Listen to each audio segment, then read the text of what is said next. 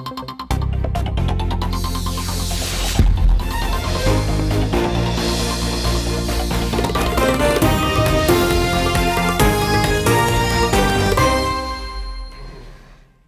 And views ആരംഭിക്കുകയാണ്. ചരിത്രപരമായ തിരിച്ചടിയാണ് സുപ്രീം കോടതിയിൽ നിന്നും മോദി സർക്കാർ ഏറ്റുവാങ്ങിയത്. പെഗാസസ് എന്ന ചാര സോഫ്റ്റ്വെയർ ഉപയോഗിച്ചുള്ള പൗരന്മാരുടെ ഫോൺ ചോർത്തലിൽ സർക്കാർ വാദമെല്ലാം തള്ളി സ്വതന്ത്രമായ അന്വേഷണത്തിന് സുപ്രീം കോടതി ഉത്തരവിട്ടു. അന്വേഷണത്തിനായി ജസ്റ്റിസ് RV രവീന്ദ്രന്റെ അധ്യക്ഷതയിൽ മേൽനോട്ട സമിതിയും വിദഗ്ധ സമിതിയും രൂപീകരിച്ചു. ഏറ്റവും ശ്രദ്ധേയമായ കാര്യം, അന്വേഷണത്തെ തടയാൻ കേന്ദ്രം പ്രയോഗിച്ച രാജ്യസുരക്ഷയെന്ന കടുംവെട്ടുവാദം കോടതി നിരാകരിച്ചു എന്നതാണ്. വിധി മാനിക്കുകയല്ലാതെ മോദി സർക്കാരിന് മുന്നിൽ മറ്റു പോംവഴികളില്ല. തിരിച്ചടിയിൽ പിടിച്ചു നിൽക്കാൻ ന്യായീകരണം കണ്ടെത്താനും പ്രയാസം. എന്നാൽ കോടതി മേൽനോട്ടത്തിലുള്ള അന്വേഷണത്തിന് മേൽ ഏതൊക്കെ തന്ത്രങ്ങളാവും ഇനി പയറ്റുക? ഈ ചർച്ചയിലേക്ക് കടക്കുകയാണ് ന്യൂസ് ആൻഡ് വ്യൂസ്. ഇന്ന് ചർച്ചയിൽ പങ്കെടുക്കുന്നത് ശ്രീ ജോൺ ബ്രിട്ടാസ് MP, ശ്രീ ശശികുമാർ, മുതിർന്ന മാധ്യമ പ്രവർത്തകൻ, BJP വക്താവ് ശ്രീ ഉണ്ണികൃഷ്ണൻ മാസ്റ്റർ, സുപ്രീം കോടതിയിലെ അഭിഭാഷകൻ അഡ്വക്കേറ്റ് നിഖിൽ നരേന്ദ്രൻ. വളരെ സുപ്രധാനമായ വിധിയാണ് ഇന്ന് പെഗാസസ് കേസിൽ സുപ്രീം കോടതി നടത്തിയത്. അതിൻ്റെ വിവിധ തലങ്ങളിലേക്ക് ചർച്ചയിലേക്ക് പോകും മുമ്പ് വളരെ ചുരുക്കത്തിൽ ചില കാര്യങ്ങൾ കൂടി, ഈ ചർച്ചയ്ക്ക് ഗുണകരമാകുന്ന ചില പോയിന്റ്സ് കൂടി പ്രേക്ഷകർക്ക് മുമ്പാകെ വെച്ചുകൊണ്ട് നമ്മുടെ അതിഥികളിലേക്ക് പോകാം. ഞാൻ നേരത്തെ സൂചിപ്പിച്ചതുപോലെ മേൽനോട്ട സമിതിയും വിദഗ്ധ സമിതിയും വരുന്നു. ജസ്റ്റിസ് RV രവീന്ദ്രന്റെ അധ്യക്ഷതയിൽ എന്ന് പറയുന്ന അതിൻ്റെ ഘടന ഒന്ന് വേഗത്തിൽ പ്രേക്ഷകർക്ക് മുമ്പിൽ പരിചയപ്പെടുത്തിക്കൊണ്ട് ചർച്ചയിലേക്ക് പോകാം. മേൽനോട്ട സമിതി എന്ത്, അതുപോലെ തന്നെ സാങ്കേതിക സമിതി, ഈ രണ്ടിലും ആരൊക്കെ? മേൽനോട്ട സമിതി ജസ്റ്റിസ് RV രവീന്ദ്രനാണ് അധ്യക്ഷൻ. മുൻ IPS ഓഫീസർ, റോയുടെ മുൻ മേധാവി അലോക് ജോഷി, അതുപോലെ തന്നെ സൈബർ സെക്യൂരിറ്റി വിദഗ്ധനായിട്ടുള്ള സന്ദീപ് ഒബ്രോയ് എന്നിവരാണ് വരുന്നത് ഈ മേൽനോട്ട സമിതിയിൽ. അതുപോലെ തന്നെ സാങ്കേതിക സമിതി ആരൊക്കെയാണ് എന്ന് നോക്കിയാൽ ഡോക്ടർ നവീൻ കുമാർ ചൗധരി, അതുപോലെ തന്നെ professor P Prabhakaran, doctor Ashwin Anil Gupta എന്നിവരാണ് സാങ്കേതിക സമിതിയിൽ വരുന്ന ആളുകൾ. അതുപോലെ തന്നെ വേഗത്തിൽ സുപ്രീം കോടതിയുടെ ചില നിരീക്ഷണങ്ങളും വിമർശനങ്ങളും ഏത് വഴിക്കാണ് എന്ന് നോക്കിയാൽ കേന്ദ്രത്തിന് ഇക്കാര്യത്തിൽ വ്യക്തമായ നിലപാടില്ല. കേന്ദ്രം നൽകിയത് പരിമിതമായ സത്യവാങ്മൂലം. ദേശസുരക്ഷയുടെ പേരിൽ സ്വകാര്യത ചോർത്താനാകില്ല. കേന്ദ്ര സമിതിയോട് സഹകരിക്കണമെന്ന് പ്രത്യേകം എടുത്തു പറയുന്ന നിരീക്ഷണവും നിർദ്ദേശവും കോടതിക്ക് കാഴ്ചക്കാരായി നോക്കി നിൽക്കാനാകില്ല എന്ന് പറയുന്ന വിധത്തിലേക്കുള്ള സുപ്രധാനമായ നിരീക്ഷണങ്ങളും നിർദ്ദേശങ്ങളും വിമർശനങ്ങളുമാണ് ചീഫ് ജസ്റ്റിസ് അധ്യക്ഷനായ ബെഞ്ചിൻ്റെ ഭാഗത്ത് നിന്ന് ഈ കേസിൽ ഇന്നുണ്ടായത്. അതുപോലെ തന്നെ ഏറ്റവും പ്രധാനം, ഈ സമിതിക്ക് മുമ്പാകെ കോടതി വെച്ചിട്ടുള്ള 7 നിർദ്ദേശങ്ങൾ അല്ലെങ്കിൽ ടേംസ് ഓഫ് റെഫറൻസ് ഈ അന്വേഷണത്തിന്. ഇന്ത്യൻ പൗരന്മാരുടെ വിവരങ്ങൾ ശേഖരിക്കാൻ പെഗാസസ് സോഫ്റ്റ്വെയർ ഫോണുകളിലോ മറ്റുപകരണങ്ങളിലും ഉപയോഗിച്ചോ? ചോദ്യം നമ്പർ 1. ഫോൺ ചോർത്തലിന് ഇരയായ ആളുകൾ ആരൊക്കെ? 3. പെഗാസസ് ഉപയോഗിച്ചുള്ള 2019 വാട്സപ്പ് ഹാക്കിംഗ്, അതിനുശേഷം കേന്ദ്ര സർക്കാർ എന്ത് നടപടി സ്വീകരിച്ചു? 4. കേന്ദ്ര സംസ്ഥാന സർക്കാരുകളോ സർക്കാർ ഏജൻസികളോ പൗരന്മാർക്ക് എതിരെ പെഗാസസ് ഉപയോഗിച്ചിട്ടുണ്ടോ? സർക്കാർ ഏജൻസി പൗരന്മാർക്കെതിരെ പെഗാസസ് ഉപയോഗിച്ചിട്ടുണ്ടെങ്കിൽ ഏത് നിയമത്തിൻ്റെ അടിസ്ഥാനത്തിൽ? 6. ഏതെങ്കിലും സ്വകാര്യ വ്യക്തി ഇന്ത്യൻ പൗരന്മാർക്കെതിരെ പെഗാസസ് ഉപയോഗിച്ചിട്ടുണ്ടോ? ഉണ്ടെങ്കിൽ ഇതിന് ആ വ്യക്തിയെ അധികാരപ്പെടുത്തിയിട്ടുണ്ടോ എന്ന ചോദ്യം. അതുപോലെ തന്നെ 7ാമത്തെ ചോദ്യം, സമിതിക്ക് ശരിയെന്ന് തോന്നുന്ന ഈ സംഭവവുമായി ബന്ധപ്പെട്ട ഏത് ഭാഗത്തേക്കും മറ്റു കാര്യങ്ങളിലേക്കും പരിഗണനാ വിഷയമായി ഉൾപ്പെടുത്തി പോകാമെന്ന സ്വാതന്ത്ര്യവും ടേംസ് ഓഫ് റെഫറൻസിലൂടെ ഈ വിധിയിൽ സുപ്രീം കോടതി വിദഗ്ധ സമിതിക്കും അതുപോലെ തന്നെ മേൽനോട്ട സമിതിക്കും നൽകുകയും ചെയ്യുന്നു. ഈ പശ്ചാത്തലത്തിൽ നിന്നുകൊണ്ട് ന്യൂസ് ആൻഡ് വ്യൂസ് ചർച്ചയിലേക്ക് കടക്കുമ്പോൾ ശ്രീ ജോൺ ബ്രിട്ടാസ് MP അല്പസമയത്തിനകം ഏതാണ്ട് 8:30 മുതിർന്ന മാധ്യമപ്രവർത്തകൻ ശ്രീ ശശികുമാർ, BJP വക്താവ്, അദ്ദേഹം പങ്കുചേരും. ശ്രീ ഉണ്ണികൃഷ്ണൻ മാസ്റ്റർ ചർച്ചയിലുണ്ട്. അഡ്വക്കേറ്റ് നിഖിൽ നരേന്ദ്രനുണ്ട്. എല്ലാവർക്കും സ്വാഗതം. ശ്രീ ജോൺ ബ്രിട്ടാസ്, താങ്കൾ രാജ്യസഭാംഗമായി പാർലമെൻറ്റിൽ എത്തി. വളരെ കലുഷിതമായ ഒരു രാഷ്ട്രീയ കാലാവസ്ഥയിലാണ് ഈ പെഗാസസ് വരുന്നത്. ഈ പ്രശ്നത്തിലെ ആദ്യ ഹർജിക്കാരൻ എന്ന നിലയിൽ ശ്രീ റാമും ശ്രീ ശശികുമാറുമൊക്കെ താങ്കൾക്ക് പിന്നാലെയാണ് സുപ്രീം കോടതിയിലേക്ക് ഹർജിക്കാരായി പെഗാസസ് വിഷയത്തിൽ എത്തുന്നത്. അപ്പോൾ ഇതിലുണ്ടാകുന്ന സുപ്രധാനമായ ഈ വിധി, അതിലെ ഹർജിക്കാരൻ എന്ന നിലയിൽ കൂടി താങ്കൾക്ക് പ്രത്യേകമായ ഒട്ടേറെ കാര്യങ്ങൾ വ്യക്തിപരമായ അടക്കം ഈ ഹർജിക്കാരൻ എന്ന നിലയിൽ ഈ കേസിൽ ഇടപെട്ട വ്യക്തി എന്ന നിലയിൽ കൂടി ഈ ചർച്ചയിൽ പങ്കെടുക്കുമ്പോൾ മറ്റൊരു തലമുണ്ട്. അതുകൊണ്ട് തന്നെ ഈ വിധിയുടെ ഇപ്പോൾ ഇതിൻ്റെ നിയമപരമായ ഒരുപാട് ഘടകങ്ങൾ ഇതിനോടകം തന്നെ പൊതുവിൽ ചർച്ചയായി കഴിഞ്ഞിട്ടുണ്ട്.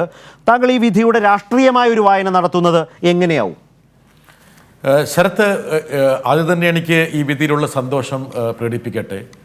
എന്തുകൊണ്ടെന്നാൽ ഇതൊരു നാഴികക്കല്ലാണ്. അതെ, സ്വകാര്യത എന്നുള്ള ഒരു മൗലിക അവകാശത്തിൻ്റെ ഗ്യാരണ്ടി ഉറപ്പുവരുത്താൻ വേണ്ടിയിട്ടുള്ള ഒരു വിധിന്യായമായിട്ടാണ് ഞാനിതിനെ കാണുന്നത്. അതുപോലെ തന്നെ ഭാവിയിലേക്ക് ഓരോ പൗരനും തൻ്റെ അവകാശം സംരക്ഷിക്കാൻ കഴിയുന്ന വ്യവസ്ഥകൾ ഈ വിധിയിൽ നിന്ന് ഉണ്ടാകുമെന്നും ഞാൻ ആഗ്രഹിക്കുകയാണ്, അല്ലെങ്കിൽ പ്രതീക്ഷിക്കുകയാണ്. ഇതിൻ്റെ രാഷ്ട്രീയ വശത്തെക്കുറിച്ച് പറയുകയാണെങ്കിൽ ഒന്ന് ചിന്തിക്കേണ്ടത്, ഈ പാർലമെൻറ്റിൻ്റെ വർഷകാല സമ്മേളനം ഒരു സമ്മേളനം മുഴുവനായിട്ട് വാഷ് ചെയ്യപ്പെട്ടു. ഒറ്റ കാര്യത്തിലാണ്, പെഗാസസ് എന്നുള്ള സോഫ്റ്റ്വെയർ നിങ്ങൾ വാങ്ങിയോ ഉപയോഗിച്ചോ എന്ന് കേന്ദ്ര സർക്കാർ പറയണമെന്ന് മാത്രമായിരുന്നു പ്രതിപക്ഷം ആവശ്യപ്പെട്ടത്. ആ ആവശ്യത്തോട് മുഖം തിരിഞ്ഞ് നിന്നതുകൊണ്ടാണ് ആ സമ്മേളനം വാഷ് ഔട്ടായത്. എന്നെപ്പോലുള്ള ആൾക്കാരെ സുപ്രീം കോടതിയിൽ ഹർജിയായിട്ട് പോകാൻ പ്രേരിപ്പിച്ചത്. ഇപ്പോൾ സുപ്രീം കോടതി പറഞ്ഞിരിക്കുന്ന കാര്യങ്ങളുടെ ഏറ്റവും പ്രധാനപ്പെട്ട അന്തസത്ത എന്താണ്? കഴിഞ്ഞ ഏതാനും വർഷങ്ങളായിട്ട് നമ്മുടെ സമൂഹത്തിൽ ഉയർന്നു വരുന്ന ചില പദാവലികളുണ്ട്. അത് പദാവലികളുടെ അകപ്പൊരുളെന്ന് പറഞ്ഞാൽ, നിങ്ങൾക്കിഷ്ടമില്ലാത്ത ആൾക്കാർ ദേശസ്നേഹികളല്ല, അല്ലെങ്കിൽ ദേശവിരുദ്ധരാണ്. 2, നിങ്ങളെപ്പോലുള്ള ആൾക്കാരുടെ വാക്കും പ്രവൃത്തിയും സാന്നിധ്യവും ദേശീയ സുരക്ഷയ്ക്ക് വിഘാതമാണ്. ഇതാണ് ഇന്ത്യ മഹാരാജ്യത്ത് കഴിഞ്ഞ കുറേ വർഷങ്ങളായി സൃഷ്ടിക്കപ്പെടുന്നൊരു നരേറ്റീവ്. ആ നരേറ്റീവിൻ്റെ കടക്കലാണ് ഈ സുപ്രീം കോടതി വിധി കത്തിവെച്ചിരിക്കുന്നത്. എന്തുകൊണ്ടെന്നാൽ സുപ്രീം കോടതി വിധിയിൽ ഏറെ തവണ ആവർത്തിക്കപ്പെടുന്നൊരു വാക്ക് എന്ന് പറയുന്നത് നാഷണൽ സെക്യൂരിറ്റിയാണ്. ഒരു പൗരൻ്റെ മൗലിക അവകാശത്തിലേക്ക് കടന്നു കയറുമ്പോൾ അതിന് ദേശീയ സുരക്ഷയുടെ പുകമറ ഉപയോഗിക്കാൻ പറ്റില്ല. 2, നിങ്ങൾ ഏതെങ്കിലും തരത്തിൽ ഒരവകാശം ഹനിക്കുമ്പോൾ അതിന് ന്യായമായ ഒരു കാരണമുണ്ടായിരിക്കണം. 3, ഒരു നിയമത്തിൻ്റെയും നടപടിക്രമത്തിൻ്റെയും പശ്ചാത്തലത്തിൽ മാത്രമേ ഒരു വ്യക്തിയുടെ സ്വകാര്യതയെ നിങ്ങൾക്ക് ഇൻവേഡ് ചെയ്യാൻ പറ്റുകയുള്ളൂ. യഥാർത്ഥത്തിൽ കഴിഞ്ഞ കുറേ വർഷങ്ങളായി ഇവിടെ നടമാടിക്കൊണ്ടിരിക്കുന്ന ഒരു നരേറ്റീവിനെതിരെയുള്ള ഒരു പ്രതിരോധമാണ് സുപ്രീം കോടതി വിധി ഇന്ന് മുന്നോട്ട് വെക്കുന്നത്. അതുകൊണ്ടാണ് ഞാൻ പറയുന്നത് ഇതിൻ്റെ പ്രാധാന്യം വളരെ അധികമുണ്ട്. 3, വേറൊരു പോയിന്റ് ഞാൻ ഏറ്റവും പ്രധാനമായിട്ട് കാണുന്നത്, ഞാനൊരു മാധ്യമപ്രവർത്തകൻ കൂടിയാണ്. സ്വതന്ത്ര മാധ്യമ പ്രവർത്തനത്തെക്കുറിച്ച് സുപ്രീം കോടതി 2 പേജുകൾ കൃത്യമായി പ്രതിപാദിക്കുന്നുണ്ട്. ഈ പെഗാസസ് പോലുള്ള സ്പൈവെയറുകൾ എന്തുകൊണ്ട് എങ്ങനെ സ്വതന്ത്ര മാധ്യമ പ്രവർത്തനത്തെ ഇല്ലാതാക്കും? ചില വിധികൾ ഉദ്ധരിച്ചുകൊണ്ട് സുപ്രീം കോടതി പറയുന്നുണ്ട്, മീഡിയയുടെ മുകളിൽ ഒരു ഡമാക്ലസിൻ്റെ വാള് തൂക്കാൻ പാടില്ല. പരിഷ്കൃത രാജ്യങ്ങൾ നീണ്ട ഭരണഘടനാ പോരാട്ടങ്ങളുടെയും ത്യാഗങ്ങളുടെയും ഫലമായിട്ടാണ് ഈ പത്രസ്വാതന്ത്ര്യം എന്നുള്ള അവകാശം അംഗീകരിക്കപ്പെട്ടത്. അതുകൊണ്ട് തന്നെ അതിനൊറ്റയടിക്ക് അസ്ഥിരപ്പെടുന്ന ഒരു സാഹചര്യം ഉണ്ടാകരുത് എന്ന് പറയുന്നു.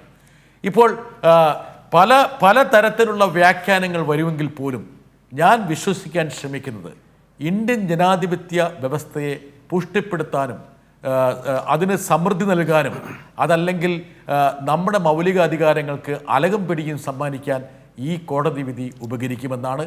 ഈ കോടതി വിധിയോട് കേന്ദ്ര സർക്കാർ സഹകരിക്കണം, അല്ലെങ്കിൽ സഹകരിച്ചില്ലെങ്കിൽ എന്തായിരിക്കും എന്നുള്ള ഒരു ചോദ്യം കൂടി ഉയരുന്നുണ്ട്. തീർച്ചയായും അതുതന്നെയാണ് തുടക്കത്തിൽ നമ്മളും ഇനി അങ്ങോട്ട് എന്ത് തരത്തിലാകും ഇതിനോടൊരു സമീപനം സ്വീകരിക്കുക, ഏതൊക്കെ തരത്തിൽ ഈ സമിതിയോടുള്ള നിലപാടും സമീപനവും എങ്ങനെയൊക്കെയാകുമെന്നതും വളരെ പ്രധാനപ്പെട്ട ഒരു കാര്യമാണ്. താങ്കൾ പറഞ്ഞതുപോലെ ഇപ്പോൾ ഈ ഹർജി അതിൻ്റെ ഹർജിക്കാരൻ എന്ന നിലയിൽ തുടക്കത്തിൽ തൃപ്തനാണ് എന്ന് പറയുമ്പോഴും ഈ ഹർജിയിൽ മുന്നോട്ട് വെച്ച റിലീഫുണ്ട്, ആവശ്യങ്ങളുണ്ട് കോടതിക്ക് മുമ്പാകെ. ഇപ്പോൾ കോടതി പങ്കുവച്ചിട്ടുള്ള 7 ടേംസ് ഓഫ് റെഫറൻസ് ഉണ്ട്. ഈ ഊന്നൽ ഏതൊക്കെ മേഖലകളിൽ വേണം? അപ്പോൾ ഇത് രണ്ടും തമ്മിൽ താരതമ്യം ചെയ്താൽ താങ്കളുടെ ഹർജിയിൽ മുന്നോട്ട് വെച്ച ആവശ്യവും ഇപ്പോൾ കോടതി വെച്ചിട്ടുള്ള ടേംസ് ഓഫ് റെഫറൻസും കൂടി പരാമർശിച്ചാൽ, ഇപ്പോൾ പാർലമെൻറ്റിൽ ഇതുമേൽ ചർച്ച നടന്നില്ല, വർഷകാല സമ്മേളനം വാഷ് ഔട്ടായി, കോടതിയിൽ കൃത്യമായ അഫിഡവിറ്റ് കൊടുത്തില്ല, ഇതെല്ലാം സംഭവിച്ചതാണ്. കേന്ദ്ര സർക്കാരിൻ്റെ സ്റ്റെപ്സ് അങ്ങനെയൊക്കെയാണ് പോയത്. ഇപ്പോൾ വന്നിട്ടുള്ള ടേംസ് ഓഫ് റെഫറൻസ് നോക്കുമ്പോൾ താങ്കൾക്ക് തോന്നുന്നത് എന്താണ്? ഹർജിക്കാർ എന്ന നിലയിൽ നിങ്ങളൊക്കെ വെച്ച ആവശ്യങ്ങളെ പൂർണ്ണമായും കോടതി അംഗീകരിച്ചിട്ടുണ്ടോ അതോ കണ്ടീഷണലാണോ? ആവശ്യങ്ങളെ പൂർണ്ണമായിട്ടും ഉയർത്തിപ്പിടിച്ചുകൊണ്ടുള്ള ഒരു വിധിയാണ്. എന്താ കാരണം, ഒരു ടയർ സംവിധാനമാണ്. ഞങ്ങൾ ഒരു സുപ്രീം കോടതിയുടെ നിരീക്ഷണത്തിലുള്ള ഒരു അന്വേഷണം വേണമെന്നാണ് ഞങ്ങൾ ഹർജിയിൽ അഭ്യർത്ഥിച്ചത്. ഇപ്പോൾ സുപ്രീം കോടതിയുടെ ജഡ്ജിയായിരുന്ന ജസ്റ്റിസ് രവീന്ദ്രൻ്റെ നേതൃത്വത്തിലുള്ള ഒരു സമിതിയാണ് ഇതിന് മേൽനോട്ടം നടത്തുന്നത്. ഇത് വളരെ ടെക്നിക്കലായിട്ടുള്ള കാര്യങ്ങളായതുകൊണ്ട് തന്നെ ഒരു ടെക്നിക്കൽ കമ്മിറ്റി രൂപീകരിച്ചിട്ടുണ്ട്. അപ്പോൾ അതുകൊണ്ട് ടയർ കമ്മിറ്റി എന്നുള്ള സംവിധാനമാണ്. പിന്നെ ടേംസ് ഓഫ് റെഫറൻസ്, എനിക്ക് ടേംസ് ഓഫ് റെഫറൻസ് മാത്രമല്ല, എന്നെ ഈ വിധിയെക്കുറിച്ച് ഒരുപക്ഷെ എന്നെ കൂടുതൽ സന്തോഷിപ്പിക്കാനുള്ള ഒരു കാരണം, എന്തുകൊണ്ട് ഈ വിധിയെന്ന് സമർത്ഥിക്കുന്നതിന് വേണ്ടി സുപ്രീം കോടതി 7 കാര്യങ്ങൾ ഇതിനകത്ത് ലിസ്റ്റ് ഔട്ട് ചെയ്യുന്നുണ്ട്. 2, ഈ അന്വേഷണത്തിൻ്റെ പരിഗണനാ വിഷയങ്ങൾ എന്തായിരിക്കണമെന്ന് സംബന്ധിച്ച് 7 കാര്യങ്ങൾ ലിസ്റ്റ് ഔട്ട് ചെയ്യുന്നുണ്ട്. വളരെ പ്രസക്തമായ മറ്റൊരു കാര്യമുണ്ട്. ഒരു 7 പോയിന്റുകൾ ഭാവിയിലേക്കുള്ള എന്തൊക്കെ നിർദ്ദേശങ്ങളാണ് ഈ സമിതി മുന്നോട്ട് വെക്കേണ്ടത് എന്നുകൂടി പറയുന്നുണ്ട്. 7, 7, 7 ഈ 3 7 കൂടുന്നത് ഒരുപക്ഷെ ഇന്ത്യൻ രാഷ്ട്രീയത്തിലെ ഏറ്റവും പ്രധാനപ്പെട്ട ഒരു ഘടകമാണെന്ന് ഞാൻ വിശ്വസിക്കുന്നു. മാത്രമല്ല 2017 സ്വകാര്യത മൗലിക അവകാശമാണെന്ന് പറയുമ്പോൾ പോലും അതിനെ ഗ്യാരണ്ടി ചെയ്യാനുള്ള വ്യവസ്ഥകൾ ഉണ്ടായിരുന്നില്ല. ഇന്നും പാർലമെൻറ്റിന് ഒരു ഡേറ്റ പ്രൊട്ടക്ഷൻ ബില്ല് പാസ്സാക്കാൻ പറ്റിയിട്ടില്ല. അതിനുശേഷം എനിക്ക് തോന്നുന്നു ശ്രീകൃഷ്ണ കമ്മീഷനോ ഈ ഒരു കമ്മീഷൻ തന്നെ പറഞ്ഞിട്ടുണ്ട്. അതായത് ഇവിടെ നടക്കുന്ന ടെലിഫോൺ ചോർത്തലൊക്കെ ഭരണഘടനാ വിരുദ്ധമാണ്, ഒരു വ്യവസ്ഥയും ഇല്ലാതെ നടക്കുന്നത്. പക്ഷെ അങ്ങനെയുള്ള കമ്മീഷൻ വിധികൾ പോലും ഉണ്ടായിട്ട് പോലും വ്യക്തമായിട്ടുള്ള പ്രൊവിഷൻസ് ഫോം ചെയ്യുന്നില്ല. എനിക്ക് തോന്നുന്നു ഈ വിധിയിലൂടെ, നിർദ്ദേശങ്ങളിലൂടെ ഇനി വരാൻ പോകുന്നത് ഇന്ത്യയിൽ ഒരു പൗരൻ്റെ അവകാശങ്ങൾ എങ്ങനെ സംരക്ഷിക്കാൻ കഴിയും, അതിനുവേണ്ടിയുള്ള സുരക്ഷ എത്രത്തോളം വേണം, സംരക്ഷണം എത്രത്തോളം വേണം, അതിനുള്ള വ്യവസ്ഥകൾ എന്തൊക്കെയായിരിക്കും, അത് സംബന്ധിച്ച് വ്യക്തമായിട്ടുള്ള ഒരു രൂപരേഖ ഇതിലൂടെ ഉരുത്തിരിയുമെന്നാണ് ഞാൻ വിചാരിക്കുന്നത്. ഞാൻ BJP വക്താവിലേക്ക് പോവുകയാണ്. പക്ഷേ ശ്രീ ജോൺ ബ്രിട്ടാസ്, അദ്ദേഹത്തിലേക്ക് പോകുന്നതിന് മുമ്പ് ഒരു വളരെ ചെറിയൊരു കാര്യം. ഇന്നത്തെ ഒരു സാഹചര്യത്തിൽ ഇങ്ങനൊരു പ്രശ്നത്തിൽ പാർലമെൻറ്റ് അംഗം എന്ന നിലയിൽ അല്ലെങ്കിൽ ഒരു മാധ്യമപ്രവർത്തകൻ എന്ന നിലയിൽ സുപ്രീം കോടതിയെ സമീപിക്കാം. ഇതിനൊക്കെ അടിസ്ഥാനപരമായി ചോദ്യം ചെയ്യപ്പെടേണ്ടതും ചർച്ച ചെയ്യേണ്ടതും തിരുത്തൽ വരുത്തേണ്ടതും പാർലമെൻറ്റിലാണ്, ജനാധിപത്യ വ്യവസ്ഥയിൽ ആ വിധത്തിലാണെന്നൊക്കെ പറയുമ്പോഴും താങ്കളാണെന്ന് ആദ്യം ഈ ഹർജിയുമായി പോയത്. പിന്നീടാണ് വളരെ പ്രധാനപ്പെട്ട ആളുകളൊക്കെ ആ വഴി സ്വീകരിച്ച് ഹർജിയുമായി വന്നത്. അന്ന് നിരാശപ്പെടുത്തിയവരോ അല്ലെങ്കിൽ ഇതിലെത്രമാത്രം സാധ്യതയുണ്ട് എന്നതിൽ വലിയ പ്രതീക്ഷയില്ലാത്ത ഒരുപാട് ആളുകളെ ചുറ്റും കണ്ടു കാണാനിടയുണ്ടല്ലോ.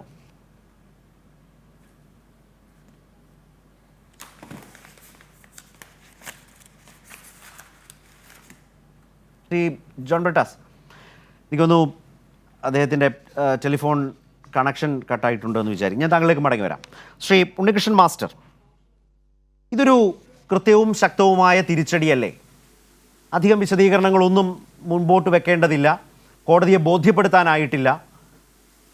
സ്വാഭാവികമായും വളരെ ശക്തമായ സുപ്രീം കോടതിയുടെ ഭാഗത്ത് നിന്ന് ഈ ഭരണകൂടത്തിന് ലഭിച്ച വലിയ തിരിച്ചടിയല്ലാതെ പിന്നെ എന്താണ് ഈ വിധി?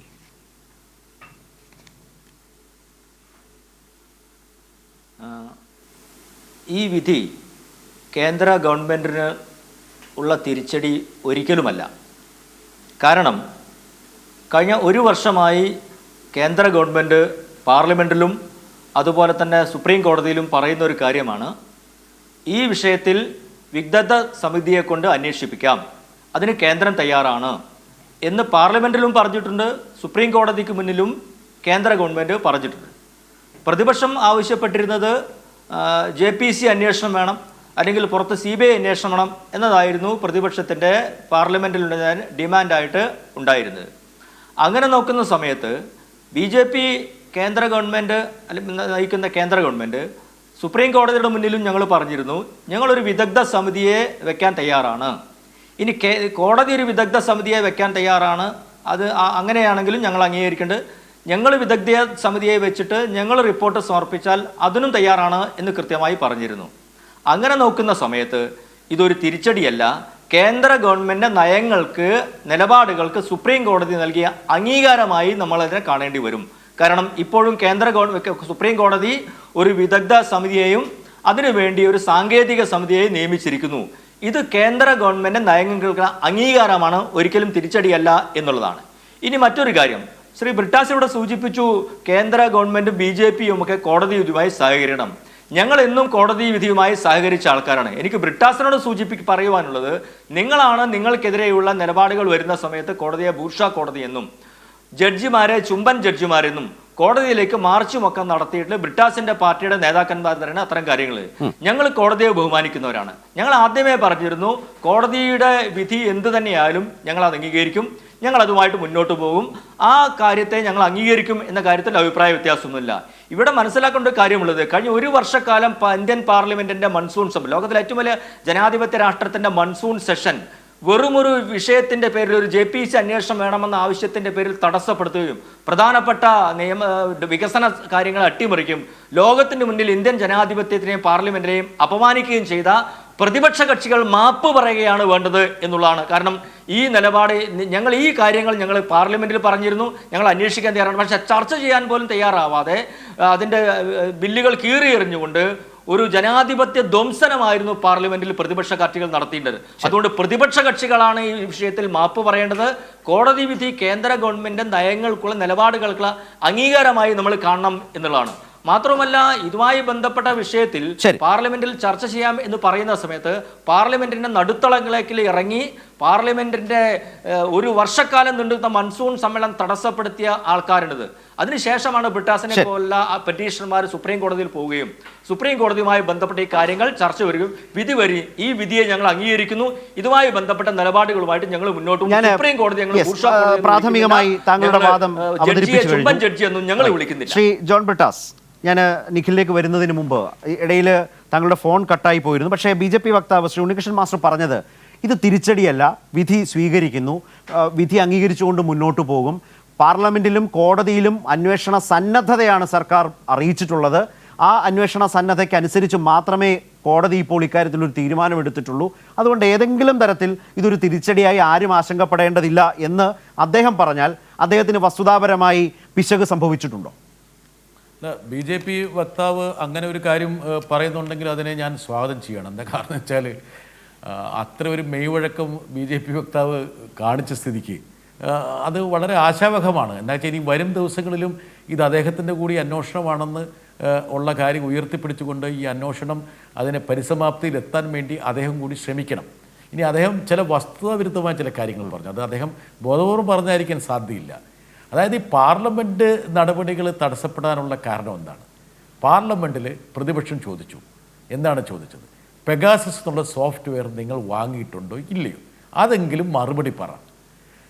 അദ്ദേഹം പറയുന്നു ഞങ്ങൾ അന്വേഷണത്തിന് തയ്യാറായിരുന്നു, കമ്മിറ്റി വെക്കാൻ തയ്യാറായിരുന്നു തുടങ്ങിയ പല കാര്യങ്ങളാണ് അദ്ദേഹം ഇപ്പോൾ പറയുന്നത്. എപ്പോഴാണ് ഈ കമ്മിറ്റിയെക്കുറിച്ച് ഈ പറഞ്ഞ കേന്ദ്ര സർക്കാർ പറഞ്ഞത്? സുപ്രീം കോടതി ഈ ഹർജികളൊക്കെ ഫയലിൽ സ്വീകരിച്ച് കേന്ദ്ര സർക്കാരിന് നോട്ടീസ് അയച്ച വേളയിൽ IT അഡീഷണൽ സെക്രട്ടറിയുടെ ഒരു പ്രസ്താവന സോളിസിറ്റർ ജനറൽ കോടതിയിൽ ഫയൽ ചെയ്തു. ആ ഫയൽ ചെയ്തപ്പോഴാണ് പറഞ്ഞത് ഞങ്ങൾ വേണമെങ്കിൽ ഒരു കമ്മിറ്റിയെ വെക്കാം. പക്ഷേ അപ്പോൾ ഹർജിക്കാരായിട്ടുള്ള ഞങ്ങൾ പറഞ്ഞു, പ്രതിസ്ഥാനത്ത് നിൽക്കുന്ന കേന്ദ്ര സർക്കാർ അവരുടെ ഇംഗിതത്തിലുള്ള ചില ആൾക്കാരെ വെച്ച് ഒരു കമ്മിറ്റി ഫോം ചെയ്താൽ ഇതിൻ്റെ സത്യം ഒന്നും പുറത്തു വരാൻ പോകുന്നില്ല. അതുതന്നെയല്ലേ സുപ്രീം കോടതി തങ്ങളുടെ വിധിന്യായത്തിലൂടെ ഉയർത്തിപ്പിടിച്ചിരിക്കുന്നത്. രണ്ടാമത്തെ കാര്യം, സുപ്രീം കോടതി വളരെ നിശ്ചിതമായിട്ടാണ് കേന്ദ്ര സർക്കാരിനെ വിമർശിച്ചിരിക്കുന്നത്. അത് BJP വക്താവ് ഒരുപക്ഷെ ഈ 45 പേജ് വരുന്ന വിധി വായിച്ചോ അല്ലെങ്കിൽ വായിക്കാതെ ആരെങ്കിലും നൽകിയിട്ടുള്ള എന്തെങ്കിലും ബ്രീഫ് അനുസരിച്ചാണോ പറയുന്നത് എനിക്ക് സംശയമുണ്ട്. എന്താ കാരണം? നിരവധി തവണ സുപ്രീം കോടതി ആവശ്യപ്പെട്ടിട്ട് പോലും ഒരു വിശദമായിട്ടുള്ള സത്യവാങ്മൂലം സമർപ്പിക്കാൻ പോലും കേന്ദ്ര സർക്കാർ തയ്യാറായില്ല. ഇത്രയും സുപ്രധാനമായിട്ടുള്ള ഒരു കേസിൽ ഒരു സത്യവാങ്മൂലം പോലും സമർപ്പിക്കാൻ കേന്ദ്ര സർക്കാർ തയ്യാറല്ല എന്ന് പറയുമ്പോൾ അത് സുപ്രീം കോടതിയെ തന്നെ അപമാനിക്കലല്ലേ? കേന്ദ്ര സർക്കാരിനൊരു ന്യായമുണ്ടല്ലോ ശ്രീ ബ്രിട്ടാസ്.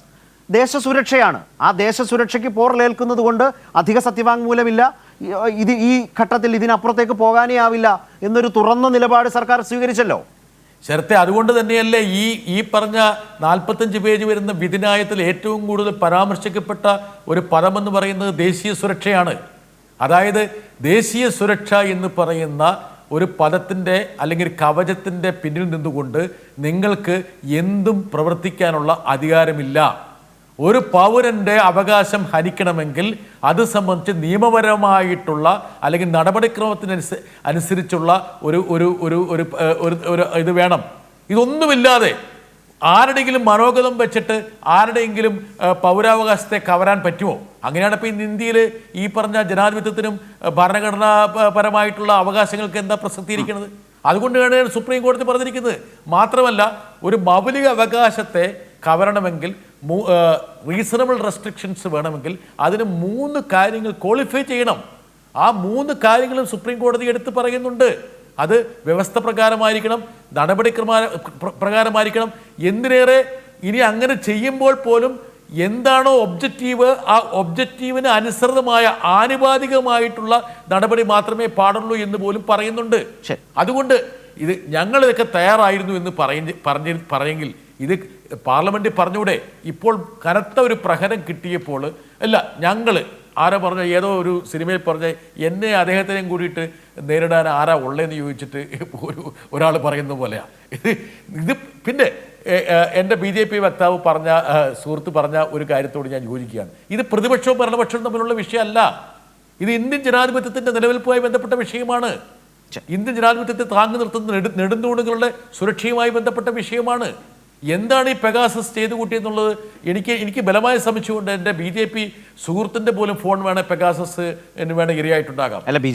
മനസ്സിലാക്കണം എന്താ കാരണം. ഈ കേന്ദ്ര സർക്കാരിലെ പ്രധാനപ്പെട്ട ആൾക്കാരോട് ചേർന്ന് നിൽക്കുന്ന വ്യക്തികളുടെ ഫോൺ പോലും പെഗാസസിന് ഇരയായി. അപ്പോൾ അതുകൊണ്ട് ഭരണപക്ഷം എന്നോ പ്രതിപക്ഷം എന്നുള്ള വേർതിരിവില്ല.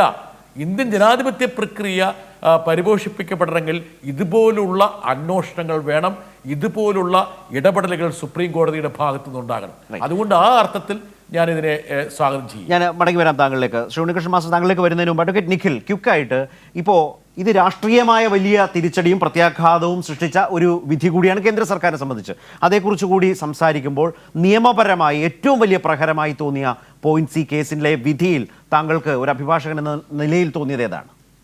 ഒരു കാര്യം എടുത്തു പറയേണ്ടത്, കോടതി ഇതിൽ 6-ാം നമ്പർ പേജിൽ പറഞ്ഞിരിക്കുന്ന കാര്യമാണ്. അതായത് minister of communication mister Ashwini Vaishnaw, അദ്ദേഹം പറഞ്ഞത് ഇതിന് യാതൊരു രീതിയിലുള്ള ഫാക്ച്വൽ ബേസിസുമില്ല, യാതൊരു രീതിയിലുള്ള വസ്തുതാപരമായ കാര്യങ്ങളും ഈ പറയുന്ന റിപ്പോർട്ടുകളിലില്ല എന്ന് എടുത്തു പറഞ്ഞു.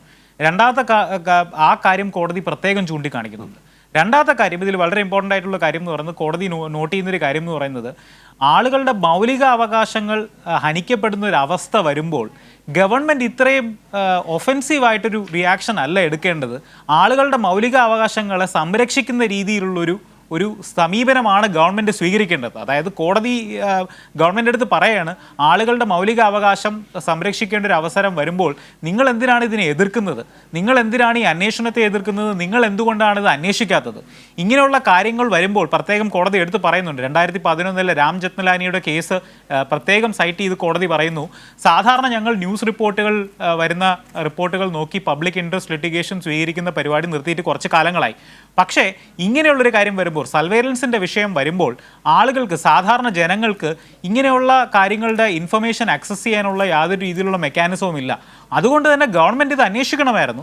ഗവൺമെൻറ് ഇങ്ങനെയൊരു നിലപാട് സ്വീകരിച്ചതിനെ കോടതി വിമർശിക്കുന്നതിൻ്റെ പ്രത്യക്ഷമായ തെളിവുകളാണ് ഈ ജഡ്ജ്മെൻറ്റിൻ്റെ ആദ്യം മുതൽ അവസാനം വരെ ഉള്ളത്. പിന്നെ ഒരു കാര്യം കൂടെ പറഞ്ഞോട്ടെ ശ്രീ ശരത്, ഇതൊരു നേരത്തെ ശ്രീ ജോൺ ബ്രിട്ടാസ് പറഞ്ഞതുപോലെ ചരിത്രപരമായ വിധിയാണ്, നമ്മുടെ ജനാധിപത്യത്തിന് വളരെ സുപ്രധാനമായൊരു വിധിയാണ്.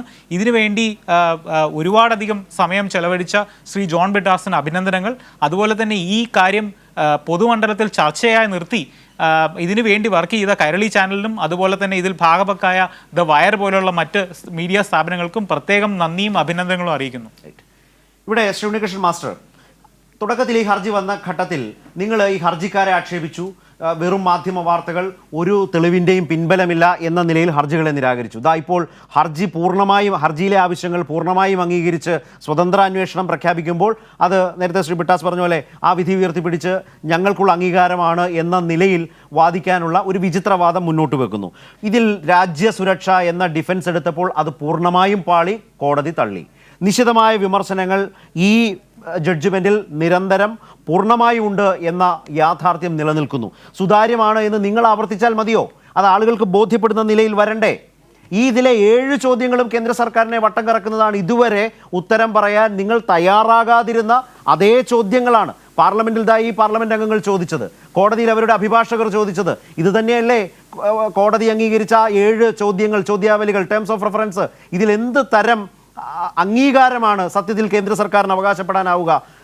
തെറ്റ് പറ്റിയെന്ന് അംഗീകരിക്കാൻ ഇനിയെങ്കിലും തയ്യാറാവണ്ടേ?